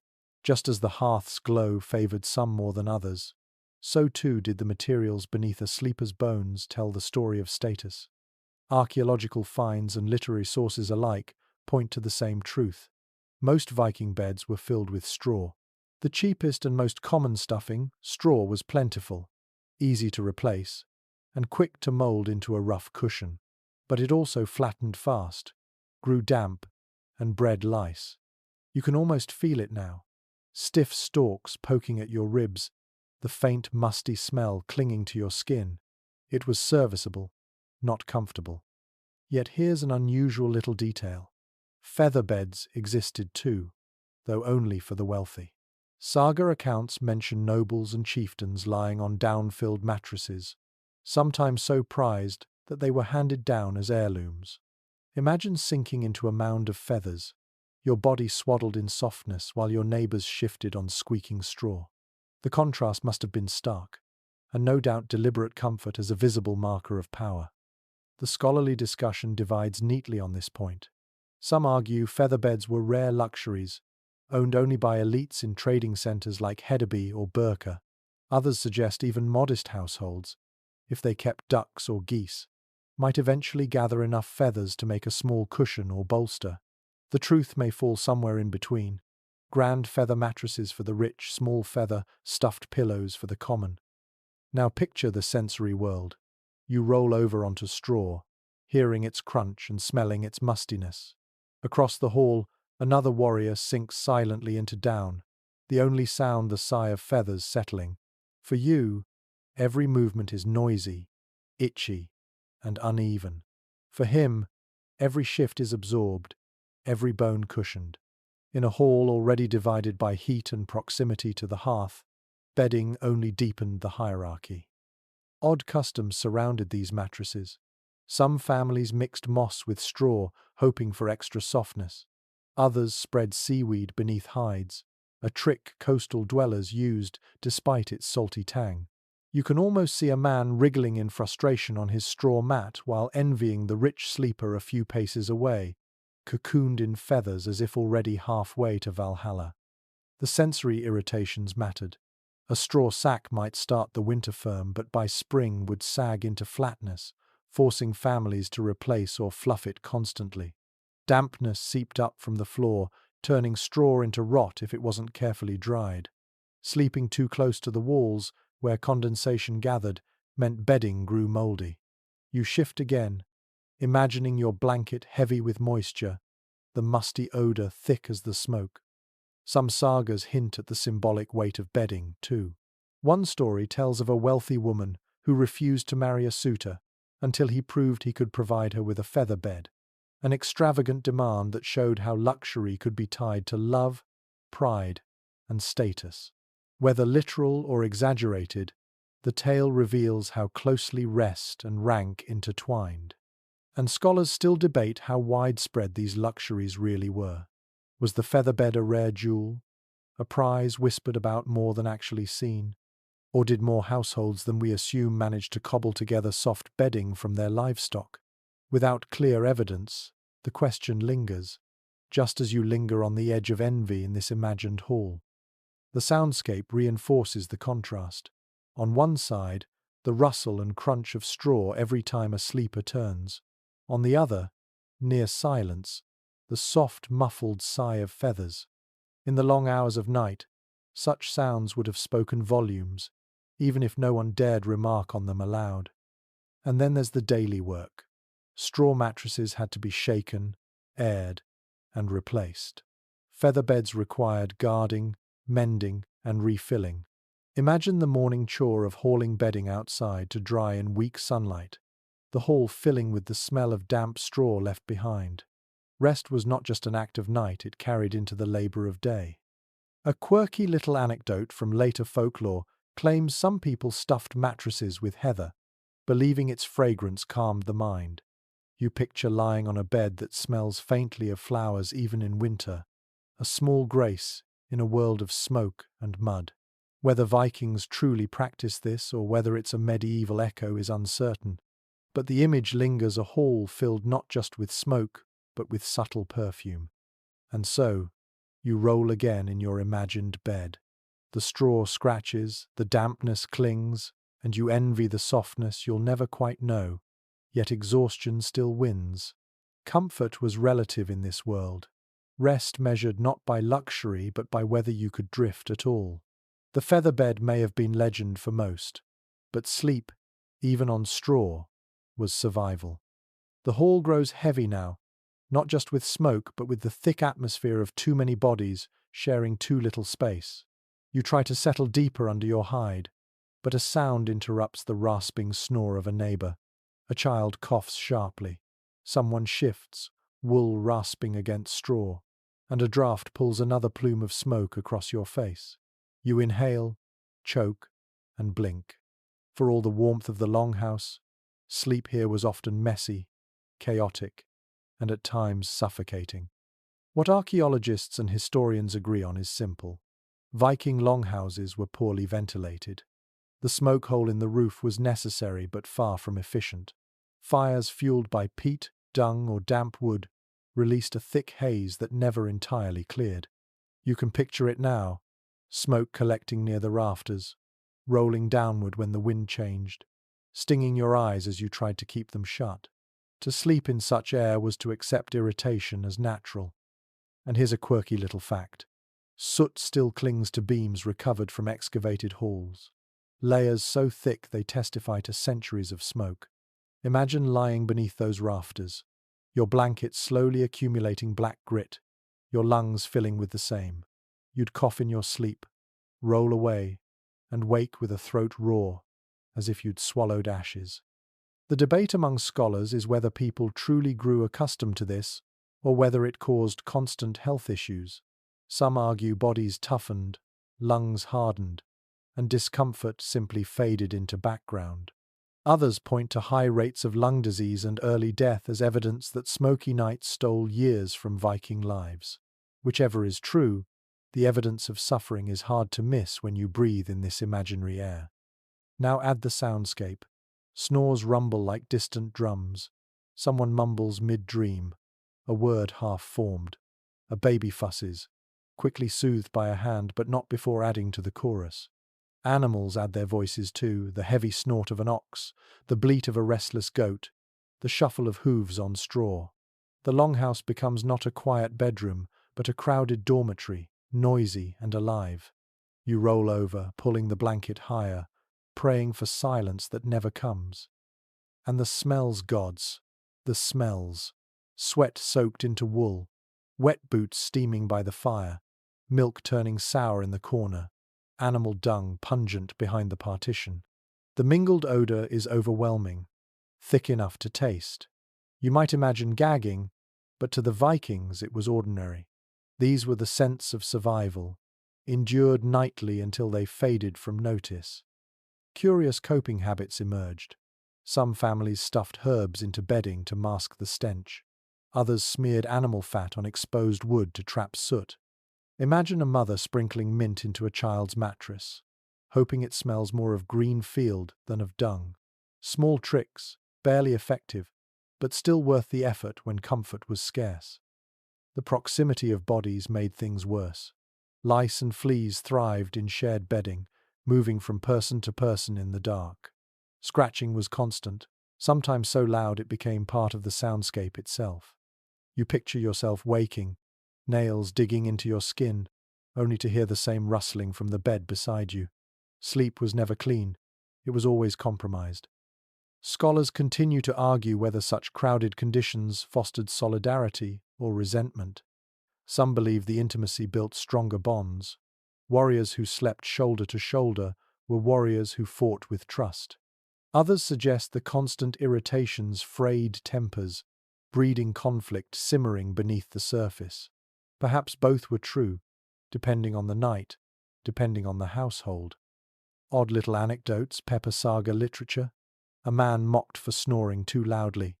Another teased for flailing in dreams, elbowing neighbors. One tale even hints that disputes settled during the day could resurface at night in the form of petty jabs and nudges on shared bedding. Imagine lying half awake, muttering curses as your rival's snore rattles your ears, the tension of feud stretching even into sleep. The sensory details sharpen when you focus on your own imagined discomfort. Smoke scratches your throat, straw pricks your back. A goat shifts, hooves clattering on wood. A neighbor coughs, the wet sound echoing in your chest. You roll, curl, sigh, and wonder if real rest will ever come. For Vikings it often didn't, not fully. Nights were broken, shallow, filled with interruptions. And yet, despite the chaos, people slept. Exhaustion demanded it. Labor during the day hauling nets, chopping wood, rowing longships wore bodies down until even smoke and noise couldn't prevent slumber. You feel that now. Your muscles ache, your eyes droop, and despite everything snoring, coughing, stink, and itch, you slip back under, claimed not by comfort but by fatigue. This is perhaps the most human detail of all. Viking sleep wasn't idyllic, wasn't restful in the way you might picture. It was survival sleep. Fragmented, chaotic, but real. Bodies learned to rest in chaos because they had no choice. You drift into the same rhythm now. Lungs heavy with smoke, ears ringing with snores, dreams weaving through noise. You stir once more, and this time it is not noise, nor smoke, nor dripping water that unsettles you. It is the weight of darkness itself. The fire has burned low, embers faint and red, and the only light comes from breath clouds rising in the chill. Outside, winter reigns without mercy. The sun has abandoned the land for long stretches, leaving nights that feel endless, days that are barely more than shadows. To sleep in the Viking world was to negotiate with this rhythm of near-perpetual dark. Most historians agree that the far north imposed cycles of light and shadow, unlike anything most of Europe knew. In winter, daylight might last only a handful of hours, the rest swallowed by gloom. Sleep was not simply a nightly ritual but a seasonal one, bending and stretching to fit the endless black. Imagine yourself lying in the longhouse, waking after hours, only to realize the world is still night, still silent, still frozen. You sigh, turn, and let sleep pull you under again. And here's a curious little observation. Evidence suggests that people in such latitudes may have slept in segmented patterns, two long bouts of rest separated by an hour or two of wakefulness. In the sagas, you occasionally glimpse figures rising in the middle of the night to stoke the fire, talk quietly, even share food before slipping back into bed. This first sleep and second sleep rhythm seems strange to us now, but it may have been second nature then. Scholars debate whether this pattern was truly widespread among the Vikings, or whether it is inferred from later medieval accounts. Some argue that long northern nights practically demanded segmented sleep, while others insist the chaos of the longhouse left rest too fragmented to ever follow such neat rhythms. Whatever the truth, the effect is the same. Sleep was shaped less by the clock and more by the season's grip. The sensory impact is vivid. Imagine waking in the middle of the night, rising from your straw bed, padding across the smoky hall while others stir faintly but do not rise. You crouch by the fire, coax embers back to flame, and perhaps sip from a wooden cup of broth. For a while the hall is hushed, a liminal space where wakefulness and sleep overlap. Then, with eyelids heavy again, you crawl back under furs, ready for the second descent into dream. Odd details pepper this nightly rhythm. Some folklore hints that people use those midnight hours for quiet talk, confessions, advice, storytelling. Picture two warriors whispering in the dark, voices low, their words meant for no one else, carried away by smoke and shadow. A child might stir, ask a question, and be soothed back to sleep with a hushed answer. These were not hours of labor but of intimacy, a strange middle ground between day and night. And then there is the effect of daylight or its absence on mood. Modern science tells us what the Vikings must have felt in their bones. Long darkness weighs on the mind. Some grew restless, irritable, prone to melancholy. Others embraced the stillness, sleeping more than usual, bodies conserving energy like hibernating bears. Scholars still wonder how much this seasonal rhythm shaped Viking psychology, their resilience, their belief in gods of sun and light. The sagas occasionally capture this melancholy. Warriors dream of endless winter, of frost giants triumphing, of a sun swallowed by wolves. Perhaps these stories were not just myth but reflections of real feelings, dreams pressed into shape by long nights without dawn. Imagine lying there, fur over your face, convinced you may never see the sun again. In such a world, sleep itself became a refuge from the darkness. And yet, light had its own place. When the sun finally did rise, pale and weak, sleepers stirred not because they were fully rested, but because they could not waste what little daylight existed. Work had to be done, wood chopped, nets hauled, animals tended. The body never fully adapted, it only endured. You wake groggy, still wrapped in night, and stumble into labor because the brief window of light demands it. Here's a quirky little tidbit. Some believe Vikings measured nights not by hours but by tasks, the length of a candle, or the time it takes to tell a saga. Imagine lying in the dark, counting your own wakefulness by how many verses pass before sleep returns. The night becomes not just a span of time, but a story told, chapter by chapter, until dawn. The debate continues about how much the northern dark influenced Viking spirituality. Did endless nights feed their visions of Ragnarök, the final twilight of gods. Did fleeting sunrises sharpen their reverence for light deities like Balder? Scholars argue over connections, but what feels certain is that nights so long and heavy pressed themselves into dreams, into sagas, into the very bones of the people who lived them. You pull the furs higher, breath fogging the air, and feel the weight of darkness pressing not only on your eyes but on your mind. Sleep stretches long, interrupted, uneven, shaped as much by the absence of light as by the scratch of straw or the cough of neighbours. Yet somehow, out of this uneven rhythm, the Viking household endured. Bodies rested enough, dreams grew vivid, sagas were born in the space between waking and sleeping. And so, as you drift again, you realize that Viking nights were not simply endured, they were lived, layer by layer, rhythm by rhythm. First sleep, second sleep, dark conversations, bright dreams, heavy mornings. Rest came not in smooth stretches but in fragments, as jagged as the northern winters themselves. And still, somehow people rose each day to face the cold, their survival stitched together from scraps of sleep as much as from food or fire. You stir in your bedding once more, and the sensation beneath you has changed. No longer the familiar crunch of straw or the muffled damp of sod flooring, it's wood, hard and unyielding, swaying faintly beneath your body. The creak of timbers, the slap of waves, and the groan of rigging tell you where you are. Not in the longhouse now, but on a ship at sea. Viking warriors did not always sleep on land. For weeks, sometimes months, they bedded down aboard longships, their rest shaped by water, wind, and the rhythm of oars. Archaeological reconstructions of longships show the stark reality. No cabins, no enclosed bunks, only open decks exposed to wind and spray. Most historians agree that warriors slept where they could on benches, against shields, curled at the base of the mast. Their beds were cloaks spread on planks, sometimes furs if fortune allowed, always damp with brine. Imagine stretching out on wet wood, your body rocking with the waves, your cloak already stiff from salt. It is not rest as you know it, but exhaustion makes it possible. Here's a curious little detail. Shields doubled as beds. Warriors propped them across benches, laying cloaks on top to create makeshift platforms. You can almost see it, a row of men sprawled on round wooden shields, bodies curved to fit, weapons tucked beside them, the sea licking the hull inches away. Every roll of the ship tips them slightly, forcing bodies to sway in unison.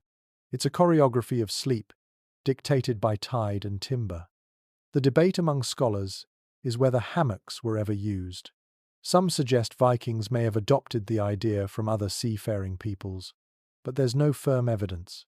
Most argue hammocks were a later innovation, leaving Viking crews to endure planks and benches. If true, it means nights at sea were even harsher than we imagine.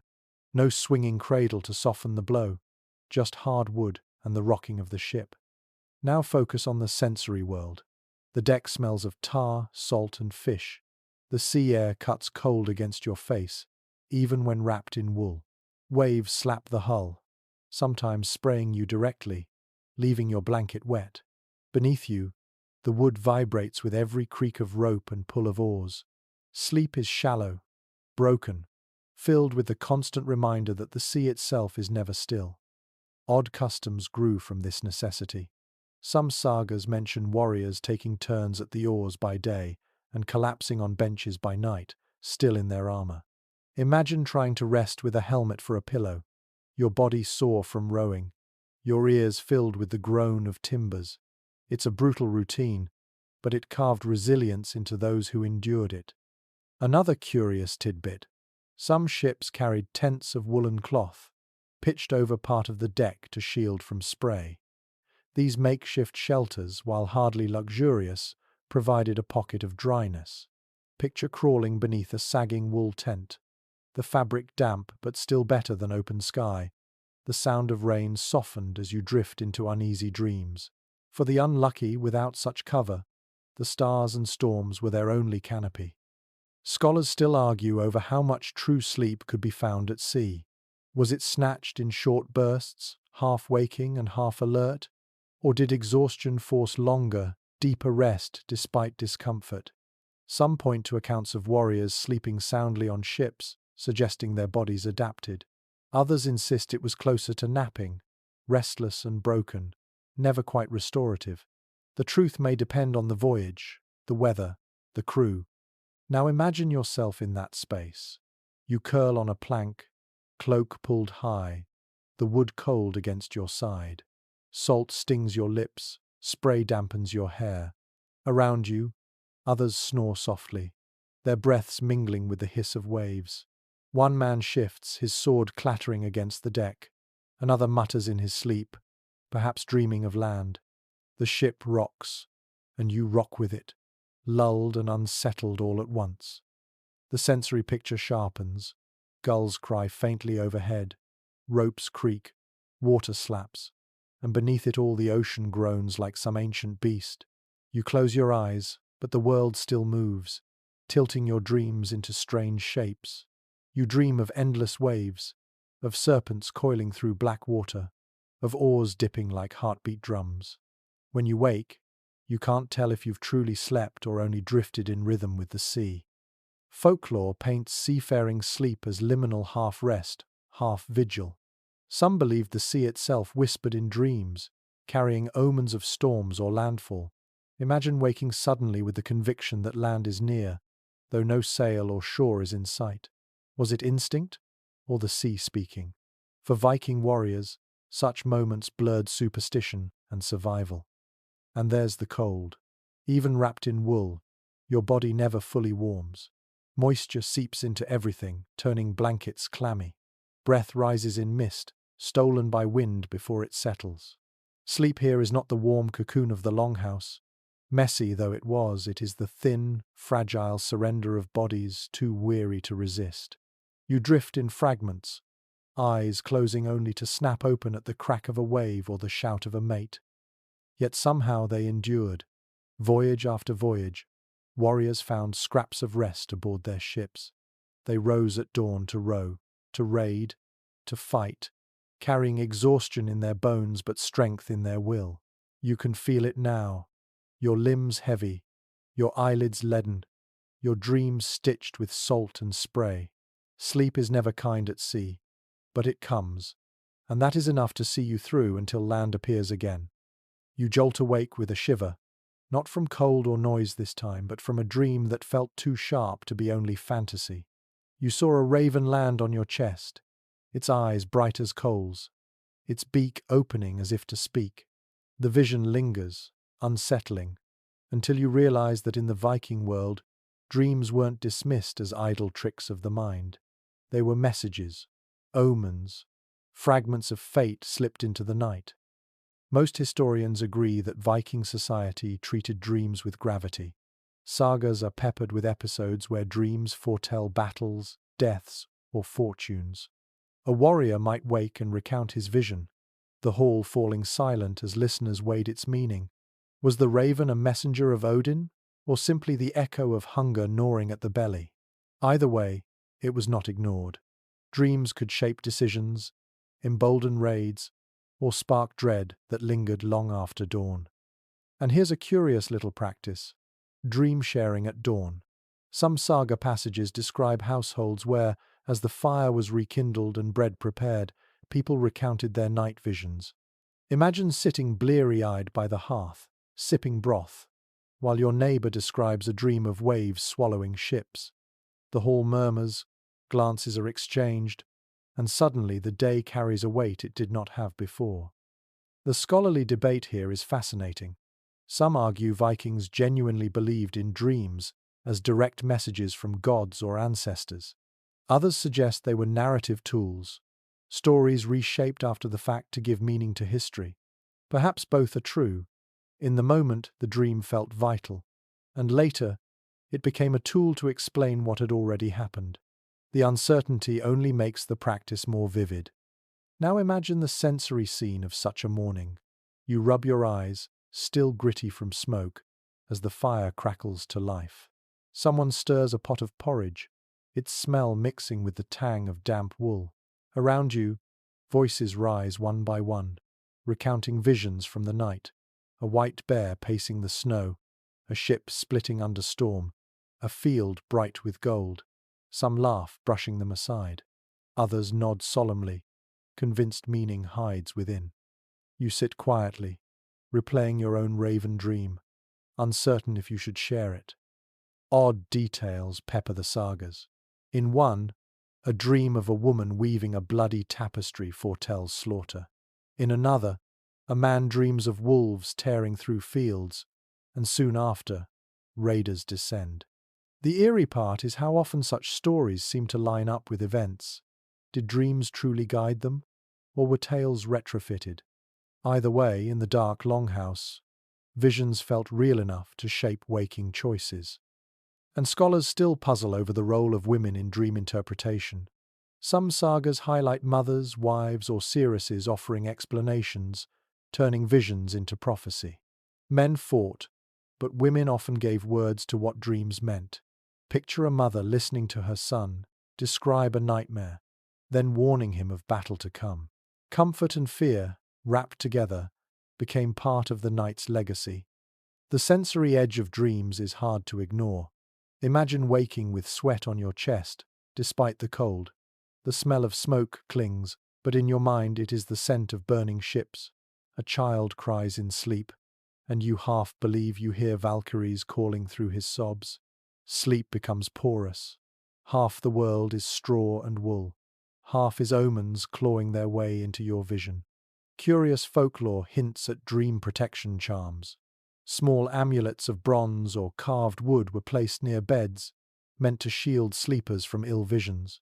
Some whispered short prayers before closing their eyes, hoping to turn the night's messages toward fortune.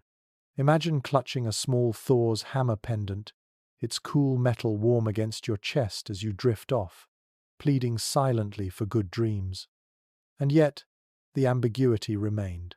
Not every dream was omen. Sometimes it was simply hunger or smoke playing tricks on the mind. But to dismiss them entirely was dangerous. Better to take them seriously, to weigh their meaning, than to risk ignoring the gods. In this way, every night carried a second life, one of visions and interpretations that bled into the day. The sagas even hint at dreams used politically. A chieftain might claim he dreamt of victory, bolstering morale before a raid. Another might spread the story of a rival's ominous vision, undermining confidence. Sleep was not private. It was woven into power, storytelling, persuasion. You can almost hear a leader's voice booming in the morning. Odin sent me this dream, and it proves our cause is just. Whether true or crafted, it shaped how warriors marched into battle. And so, you shift again on your straw bed, fur heavy on your chest, dream, raven's weight still haunting your ribs. You realize Viking nights were not just about keeping warm or fending off wolves. They were about navigating a second world, one as influential as the waking. In the dark, God spoke, fate whispered, and visions carried as much weight as axes. You close your eyes again, uneasy, half hoping no dream comes at all. You drift again, though the raven of your dream still clings to your ribs. This time, what presses against you is not vision but sound, the heavy hush of a hall weighed down by too much silence. The fire has sunk to dull coals, and for once no one snores. It feels wrong, emptier than the longhouse should ever feel. In such moments you realize that Viking warriors didn't only sleep in groups for warmth or safety. They slept in groups because solitude was rare, and when it came, it was unsettling. Archaeological evidence tells us that even the most powerful chieftains slept in communal halls. Personal chambers were exceptions, not the rule. The hum of breath, the shuffle of animals, the constant coughs, these weren't irritations but the rhythm of life. Solitude, by contrast, belonged to exile, to punishment, or to danger. To sleep alone was not peace but exposure. And here's a curious little tidbit. Saga tales sometimes describe warriors sleeping apart, usually in liminal spaces, the edge of a camp, a ship's bow, or a burial mound. These moments always carry weight, signaling vulnerability or transition. To sleep alone in the Viking imagination was never ordinary. It was symbolic, either of loss, courage, or impending doom. Imagine curling into furs on the edge of a forest, the night pressing close, every twig snap magnified into menace. You don't feel braver, you feel smaller. The scholarly debate here is subtle. Did Vikings truly fear solitude, or did sagas exaggerate its danger? Some argue that survival demanded collectivism, making solitary sleep rare and risky. Others counter that hunters, scouts, and travelers must have spent nights alone, suggesting it was less terrifying than literary sources imply. The truth, as ever, may depend on context. Still, the preference for shared rest is undeniable.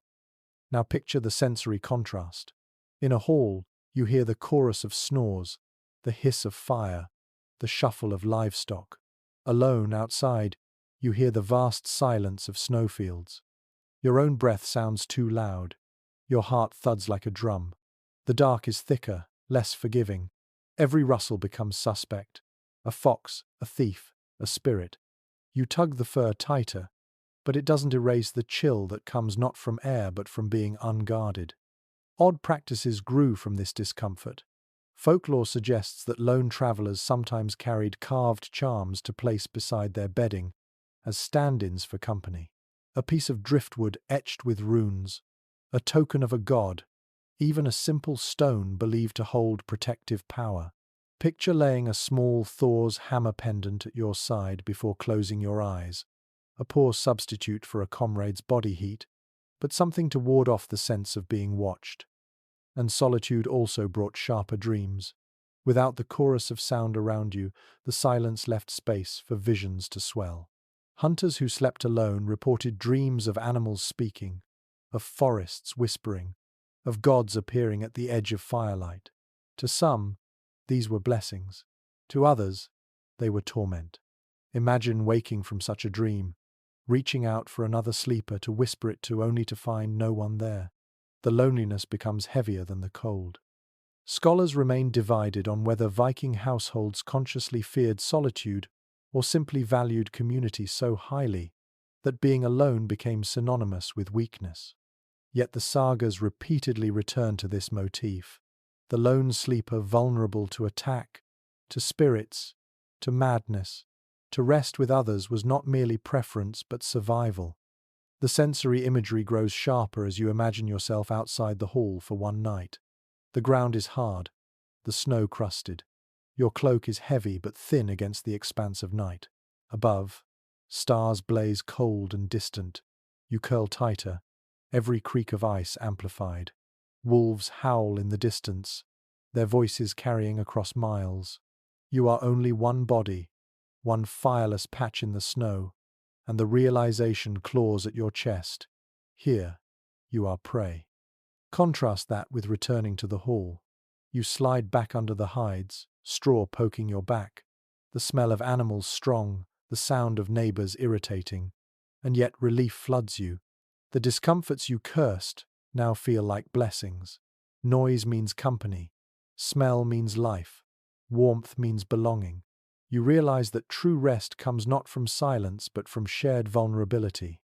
A quirky anecdote from later Scandinavian lore speaks of young warriors teased for admitting they feared sleeping alone. Courage was tested not only in battle but in the ability to face a night without comrades. And yet, the very existence of such teasing proves the fear was real. Even hardened fighters found solitude uneasy. It is easier to fight with steel than to sleep with silence. And so you let yourself drift again, grateful for the scratch of straw, for the tickle of a neighbor's elbow, for the cough of a child somewhere in the dark. Viking warriors survived not only through strength of arms but through the bonds of company, the comfort of numbers. Alone, the night pressed too close. Together, even in chaos, they found enough peace to rest. You close your eyes, the hush broken once more by the familiar chorus of snores. Relief warms you, and finally, despite the smoke, the stink, the scratch, and the cold, you understand why shared sleep was the heart of the hall. Solitude was too sharp, too thin, too exposed. Rest for them was never just closing the eyes, it was weaving yourself into the rhythm of others, breathing as one until dawn. You wake again, this time not to silence or dreams, but to a hand nudging your shoulder. A voice murmurs in the dimness. Your turn. You groan, but you know what it means. Night in the Viking world was never a gift of endless rest. It was broken into fragments, rotations of labor, small duties carried out by bleary-eyed sleepers so the longhouse could function until dawn. Archaeological and literary sources alike point to this rhythm of broken sleep. Fires had to be stoked, animals tended, doors checked, and water fetched from melting snow. If everyone collapsed completely, the hearth would die, the livestock might suffocate, or a wolf could slip too close. And so, households divided the night into tasks, trading fragments of vigilance for fragments of rest. Imagine dragging yourself from the warm press of furs, feet sinking into cold dirt, while others snore softly behind you.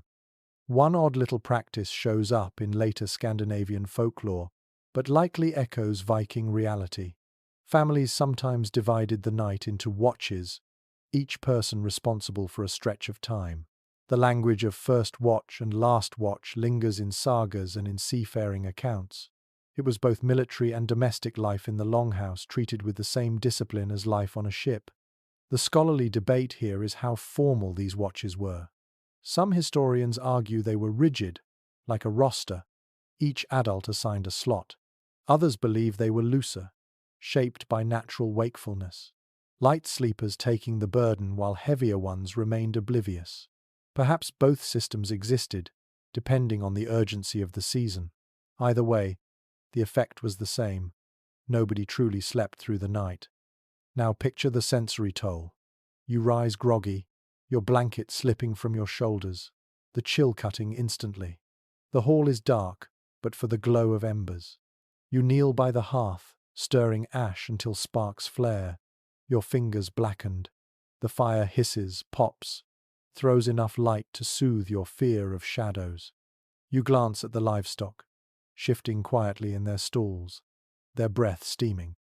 Then you return to your bench, eyelids heavy, knowing you've brought only a little more warmth for everyone else. Odd duties crept into this cycle too. Some sagas mention women rising to spin wool at night, their hands working in silence while the hall slept.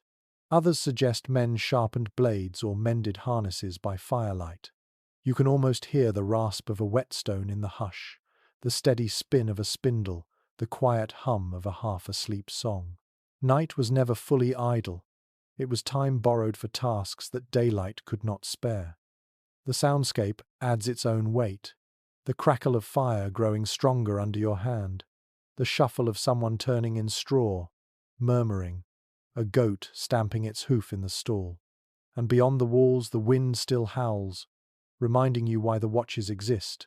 The world presses in, and only vigilance keeps it at bay. Here's a quirky little tidbit. In some seafaring records, warriors used the star watch, marking shifts by the position of constellations. If the Pleiades reached the peak, it was time to change guard. You can imagine a man slipping outside briefly, teeth chattering, squinting at the glittering sky before hurrying back in to rouse the next watcher.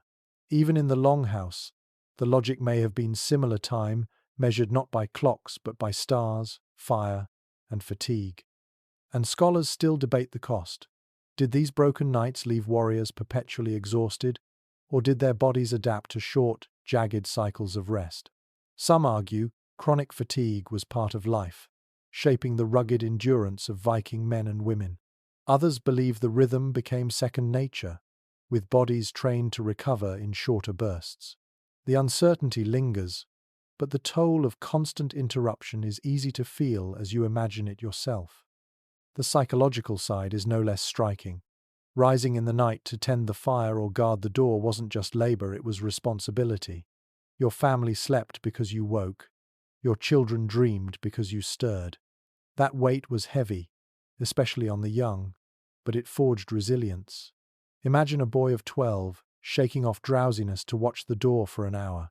By morning he was still a child, but a child already trained in vigilance. You shuffle back to your bedding, body still humming with wakefulness, but sleep creeps in again. This cycle repeats. Sleep, wake, watch, rest. By dawn, no one in the hall has slept cleanly, yet everyone has survived.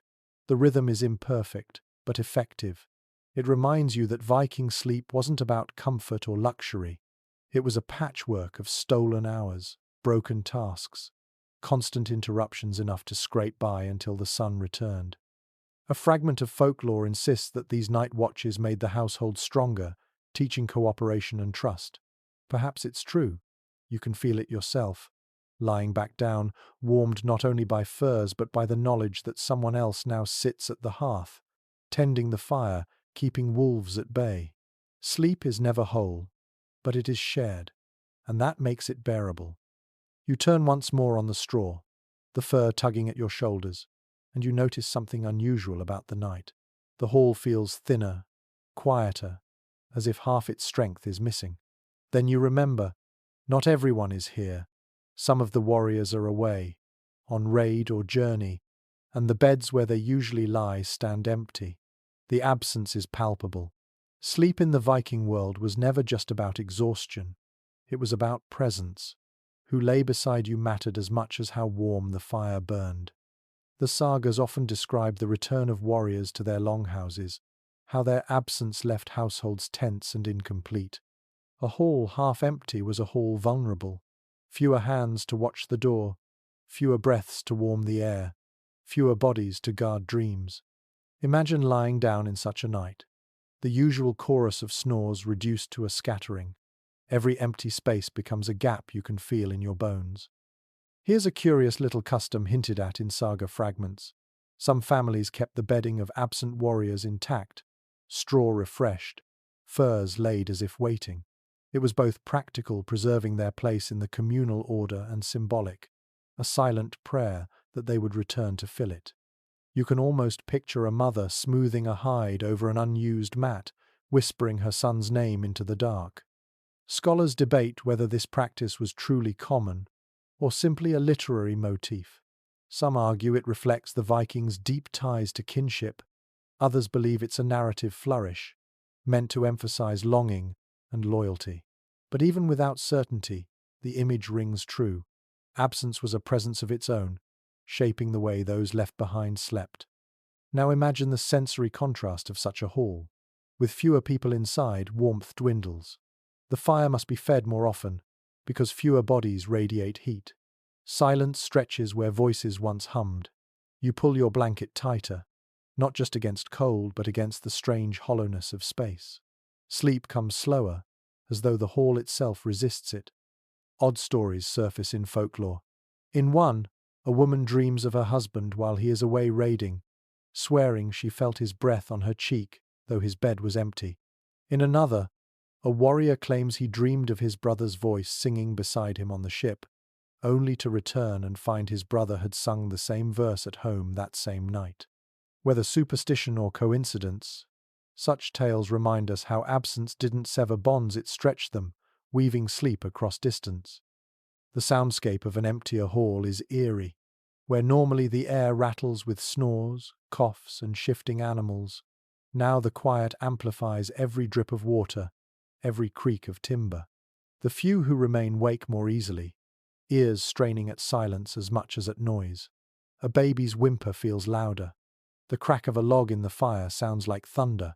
Sleep becomes lighter, broken not by chaos but by the pressure of stillness. The psychological effect is harder still. Warriors knew that when they slept abroad on raids, in camps, on ships, their families slept uneasily at home. The absence carried weight in both directions. Those at sea curled on planks, rocked by waves. Those at home curled on straw, rocked by worry. Dreams must have mirrored one another. Visions of storm, of loss, of return.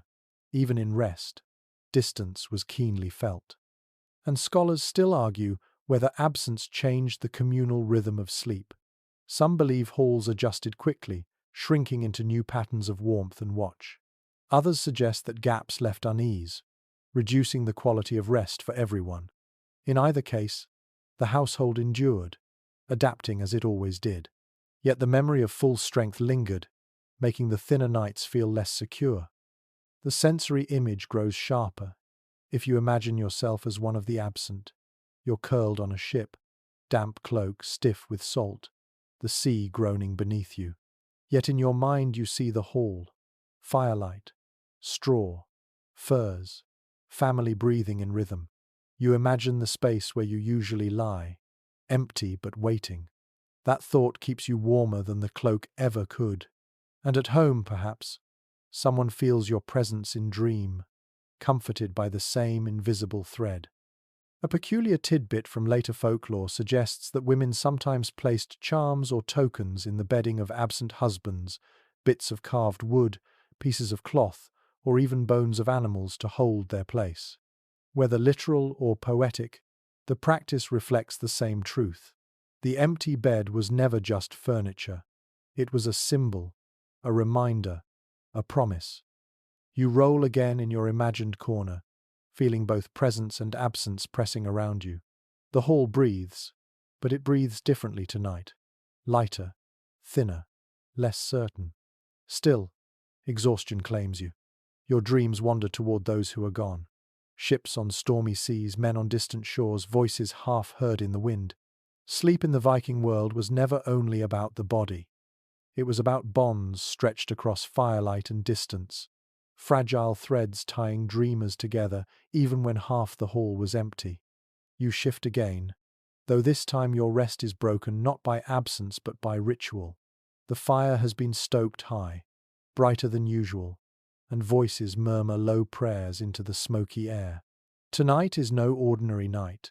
It is a festival evening, when sleep carries a different texture, altogether lighter, shorter, tinged with feasting and ceremony. For Vikings, the calendar itself shaped the way they rested, and festival nights were both blessing and burden.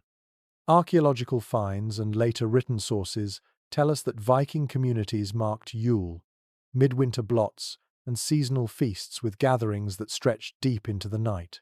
On such occasions, the hall became more than shelter. It became a stage for drinking, sacrifice, and storytelling. Ordinary sleep was postponed, replaced by hours of revelry. Imagine lying on your bedding, eyes heavy, while the elders continue to chant to the gods, horns raised, the fire leaping higher than ever. Here's a curious little detail. At Yule, people sometimes stayed awake deliberately through the longest night, keeping fires blazing as symbols of defiance against darkness. To drift off too early was almost to betray the community's vigil. You can picture yourself blinking, fighting exhaustion, listening to voices grow hoarse as dawn refuses to come. Only when the sky began to pale were sleepers finally allowed to collapse into a heap of furs, surrendering to exhaustion. The scholarly debate here circles around how universal these customs were. Some argue that only chieftains and their households observed such long rituals, while farmers likely slept as usual. Others claim the festivals united whole communities, with even the poorest families gathering in halls for shared vigils. The evidence is patchy, but the sagas emphasize the collective nature of these nights, hinting that sleep was regularly sacrificed for ritual. Now, imagine the sensory overload of such a night. The hall crowded tighter than usual, extra benches dragged in, furs layered on the floor.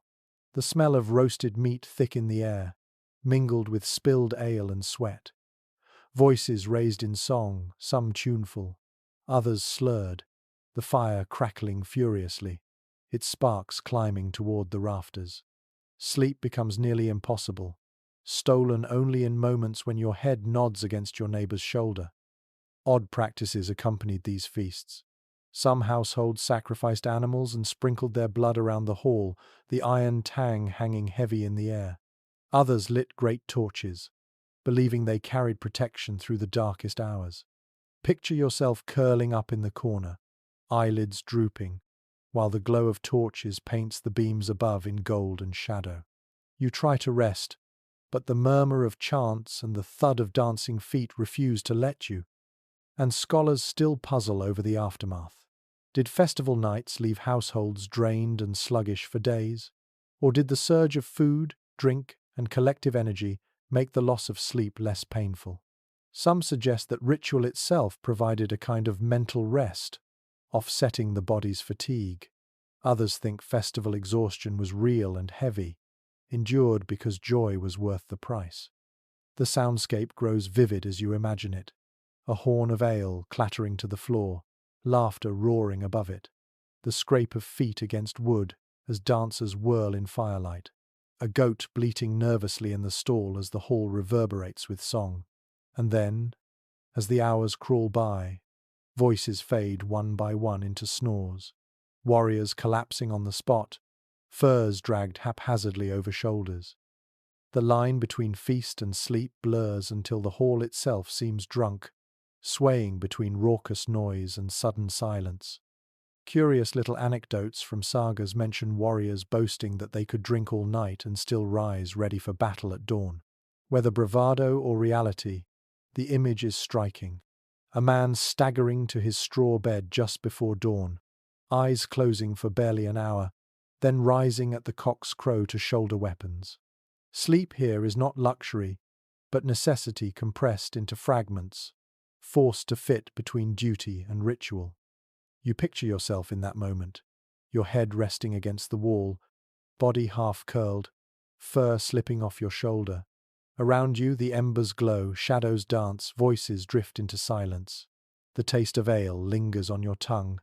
The smell of roasted pork clings to your clothes. You know you'll rise aching, but for now, exhaustion drags you under. Festival sleep is never gentle. It is thick, brief, but absolute. And there's the symbolic side. To collapse after ritual was not weakness but proof of devotion. You had offered your wakefulness to the gods, your body's endurance to the season, and now you reclaimed rest like a prize. In this way, even broken, drunken, chaotic sleep carried meaning. You weren't just dozing, you were continuing the ritual in silence, letting dreams mingle with prayers already given. A quirky note from later Scandinavian custom says Yule nights were believed to blur the line between worlds, when ancestors might visit. Sleepers sometimes claimed they felt relatives sitting beside their beds, whispering. Whether Viking households believed the same is debated, but the overlap of feast, fatigue, and spirit makes the thought feel fitting. Imagine drifting off, too tired to tell whether the hand on your shoulder is your brother's or your grandfather's ghost. And so, you turn on your bedding, head heavy, body spent, the hall still buzzing faintly with ritual energy. You know the sleep you're about to claim will be short, shallow, perhaps uncomfortable, but it will carry the weight of celebration, of survival through another long night. In the Viking world, even rest was shaped by the calendar, and festivals stitched dreams to faith. You close your eyes, swallowed not only by exhaustion but by the collective memory of those who kept watch, feasted, prayed, and finally, like you, succumbed to the dark. The hall is hushed again, though this time the silence feels heavier, as if weighed down by centuries. You lie there, imagining not only yourself but generations before and after, all curled under hides, chasing sleep through the northern dark. By now you've felt every angle of Viking rest, the press of bodies for warmth, the itch of straw, the rasp of smoke, the comfort of animals, the burden of weapons, the visions of dreams, the interruptions of watch duty. Each detail tells you the same thing, that for Viking warriors, sleep was never simple. It was survival dressed in ritual, necessity wrapped in discomfort, and community woven into every breath. Archaeology confirms much of this picture. The sod-walled longhouse, central hearth, straw benches, and animal stalls are not guesses, but facts carved into earth and timber remains. The sagas, for their part, fill the gaps with stories of omens dreamt, snores mocked, feasts stretched into dawn. Between these sources lies a rough but vivid truth. Sleep in the Viking Age was as fragile and imperfect as the world around it. And here's a curious little detail that often gets overlooked. Many Viking graves contain bedding goods, pillows of feathers, furs, even entire beds for the elite. To bury someone with a bed is to acknowledge that rest was as important in death as in life. You can almost picture it, a chieftain laid to rest on a feather mattress, while the poorest man decomposed on damp soil. Even in eternity, the hierarchy of sleep remained. The scholarly debates never end. Did most households really practice segmented sleep? Did herbs and charms shape nightly rituals, or are those exaggerations? Were animals always brought inside, or only in desperate weather? Each question lingers, unresolved, leaving us to imagine possibilities as vividly as certainties. But the lack of consensus doesn't weaken the story. If anything, it makes it stronger, because it reminds you how much of Viking life pulsed in the liminal space between fact and saga. The sensory memories you've built over these nights remain sharp. You can almost smell the acrid peat smoke, feel the rough poke of straw, hear the snuffle of cattle in the dark. You've shivered at drafts sneaking through sod walls, felt sweat trickle under too many hides, scratched at imagined lice in communal bedding. And yet, woven through all this discomfort is something steady, resilience. Vikings did not need perfect rest. They needed just enough to rise, fight, farm, or sail again. Odd customs whisper through the records. Shields as bedding, garlic rubbed on feet, charms against nightmares, the counting of stars to measure a watch. These small details, whether entirely factual or not, speak of a people who adapted every scrap of their world to survival. You can almost see a warrior muttering to his axe before drifting into sleep, or a mother weaving herbs into straw, or a child clutching a lamb for warmth. Each is a human touch, fragile and ordinary, against the vast weight of northern night. And the question of dreams lingers longest. The sagas are filled with visions, wolves in fields, Valkyries in the sky, bloodied tapestries woven by ghostly hands. Did they truly believe these were omens, or did they simply need to believe? Scholars argue, but the power of dreams is undeniable. In the Viking world, night was not a blank slate. It was another battlefield against spirits, gods, and the self. To wake alive was victory enough. Now imagine the final image. The hall at its quietest, fire burned down, snow pressed against walls, livestock breathing slow. Dozens lie under hides, shoulders touching, weapons at hand, dreams thick in the air. The world outside howls, but inside, bodies knit warmth from one another. Sleep is shallow, broken, imperfect, but it is there. Against the cold, against the dark, against the endless teeth of winter, they manage to dream.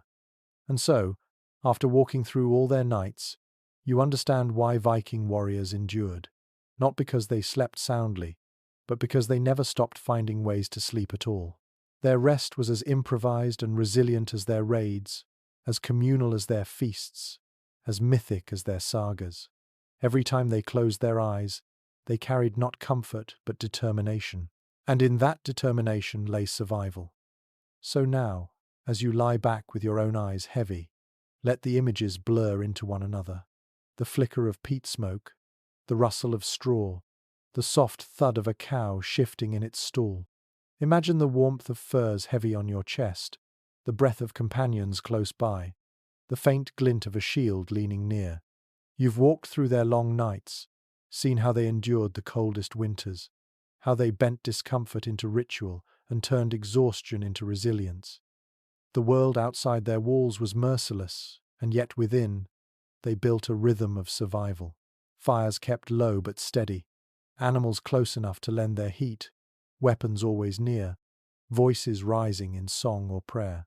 Even when snow leaked through the roof, even when wolves howled, even when silence pressed too sharp, they found ways to drift into dream. Sleep was never perfect, never abundant, but it was always enough. Let the pace slow now. Picture yourself in that longhouse, eyelids drooping, fire embers glowing faint, smoke curling gently upward. Around you, breath rises and falls, a chorus of survival. Outside, the northern wind rages, but it cannot touch you here. You are wrapped in hides, pressed among companions, part of a community that endures together. Your mind softens, like snow settling on sod roofs. The worries of the day dissolve into the rhythm of sleep, broken though it may be, steady as breath. Let yourself sink the way they did, not into silence, but into the shared hum of life. And as your dreams come, may they carry you gently, safely, into your own long night's rest. Sweet dreams.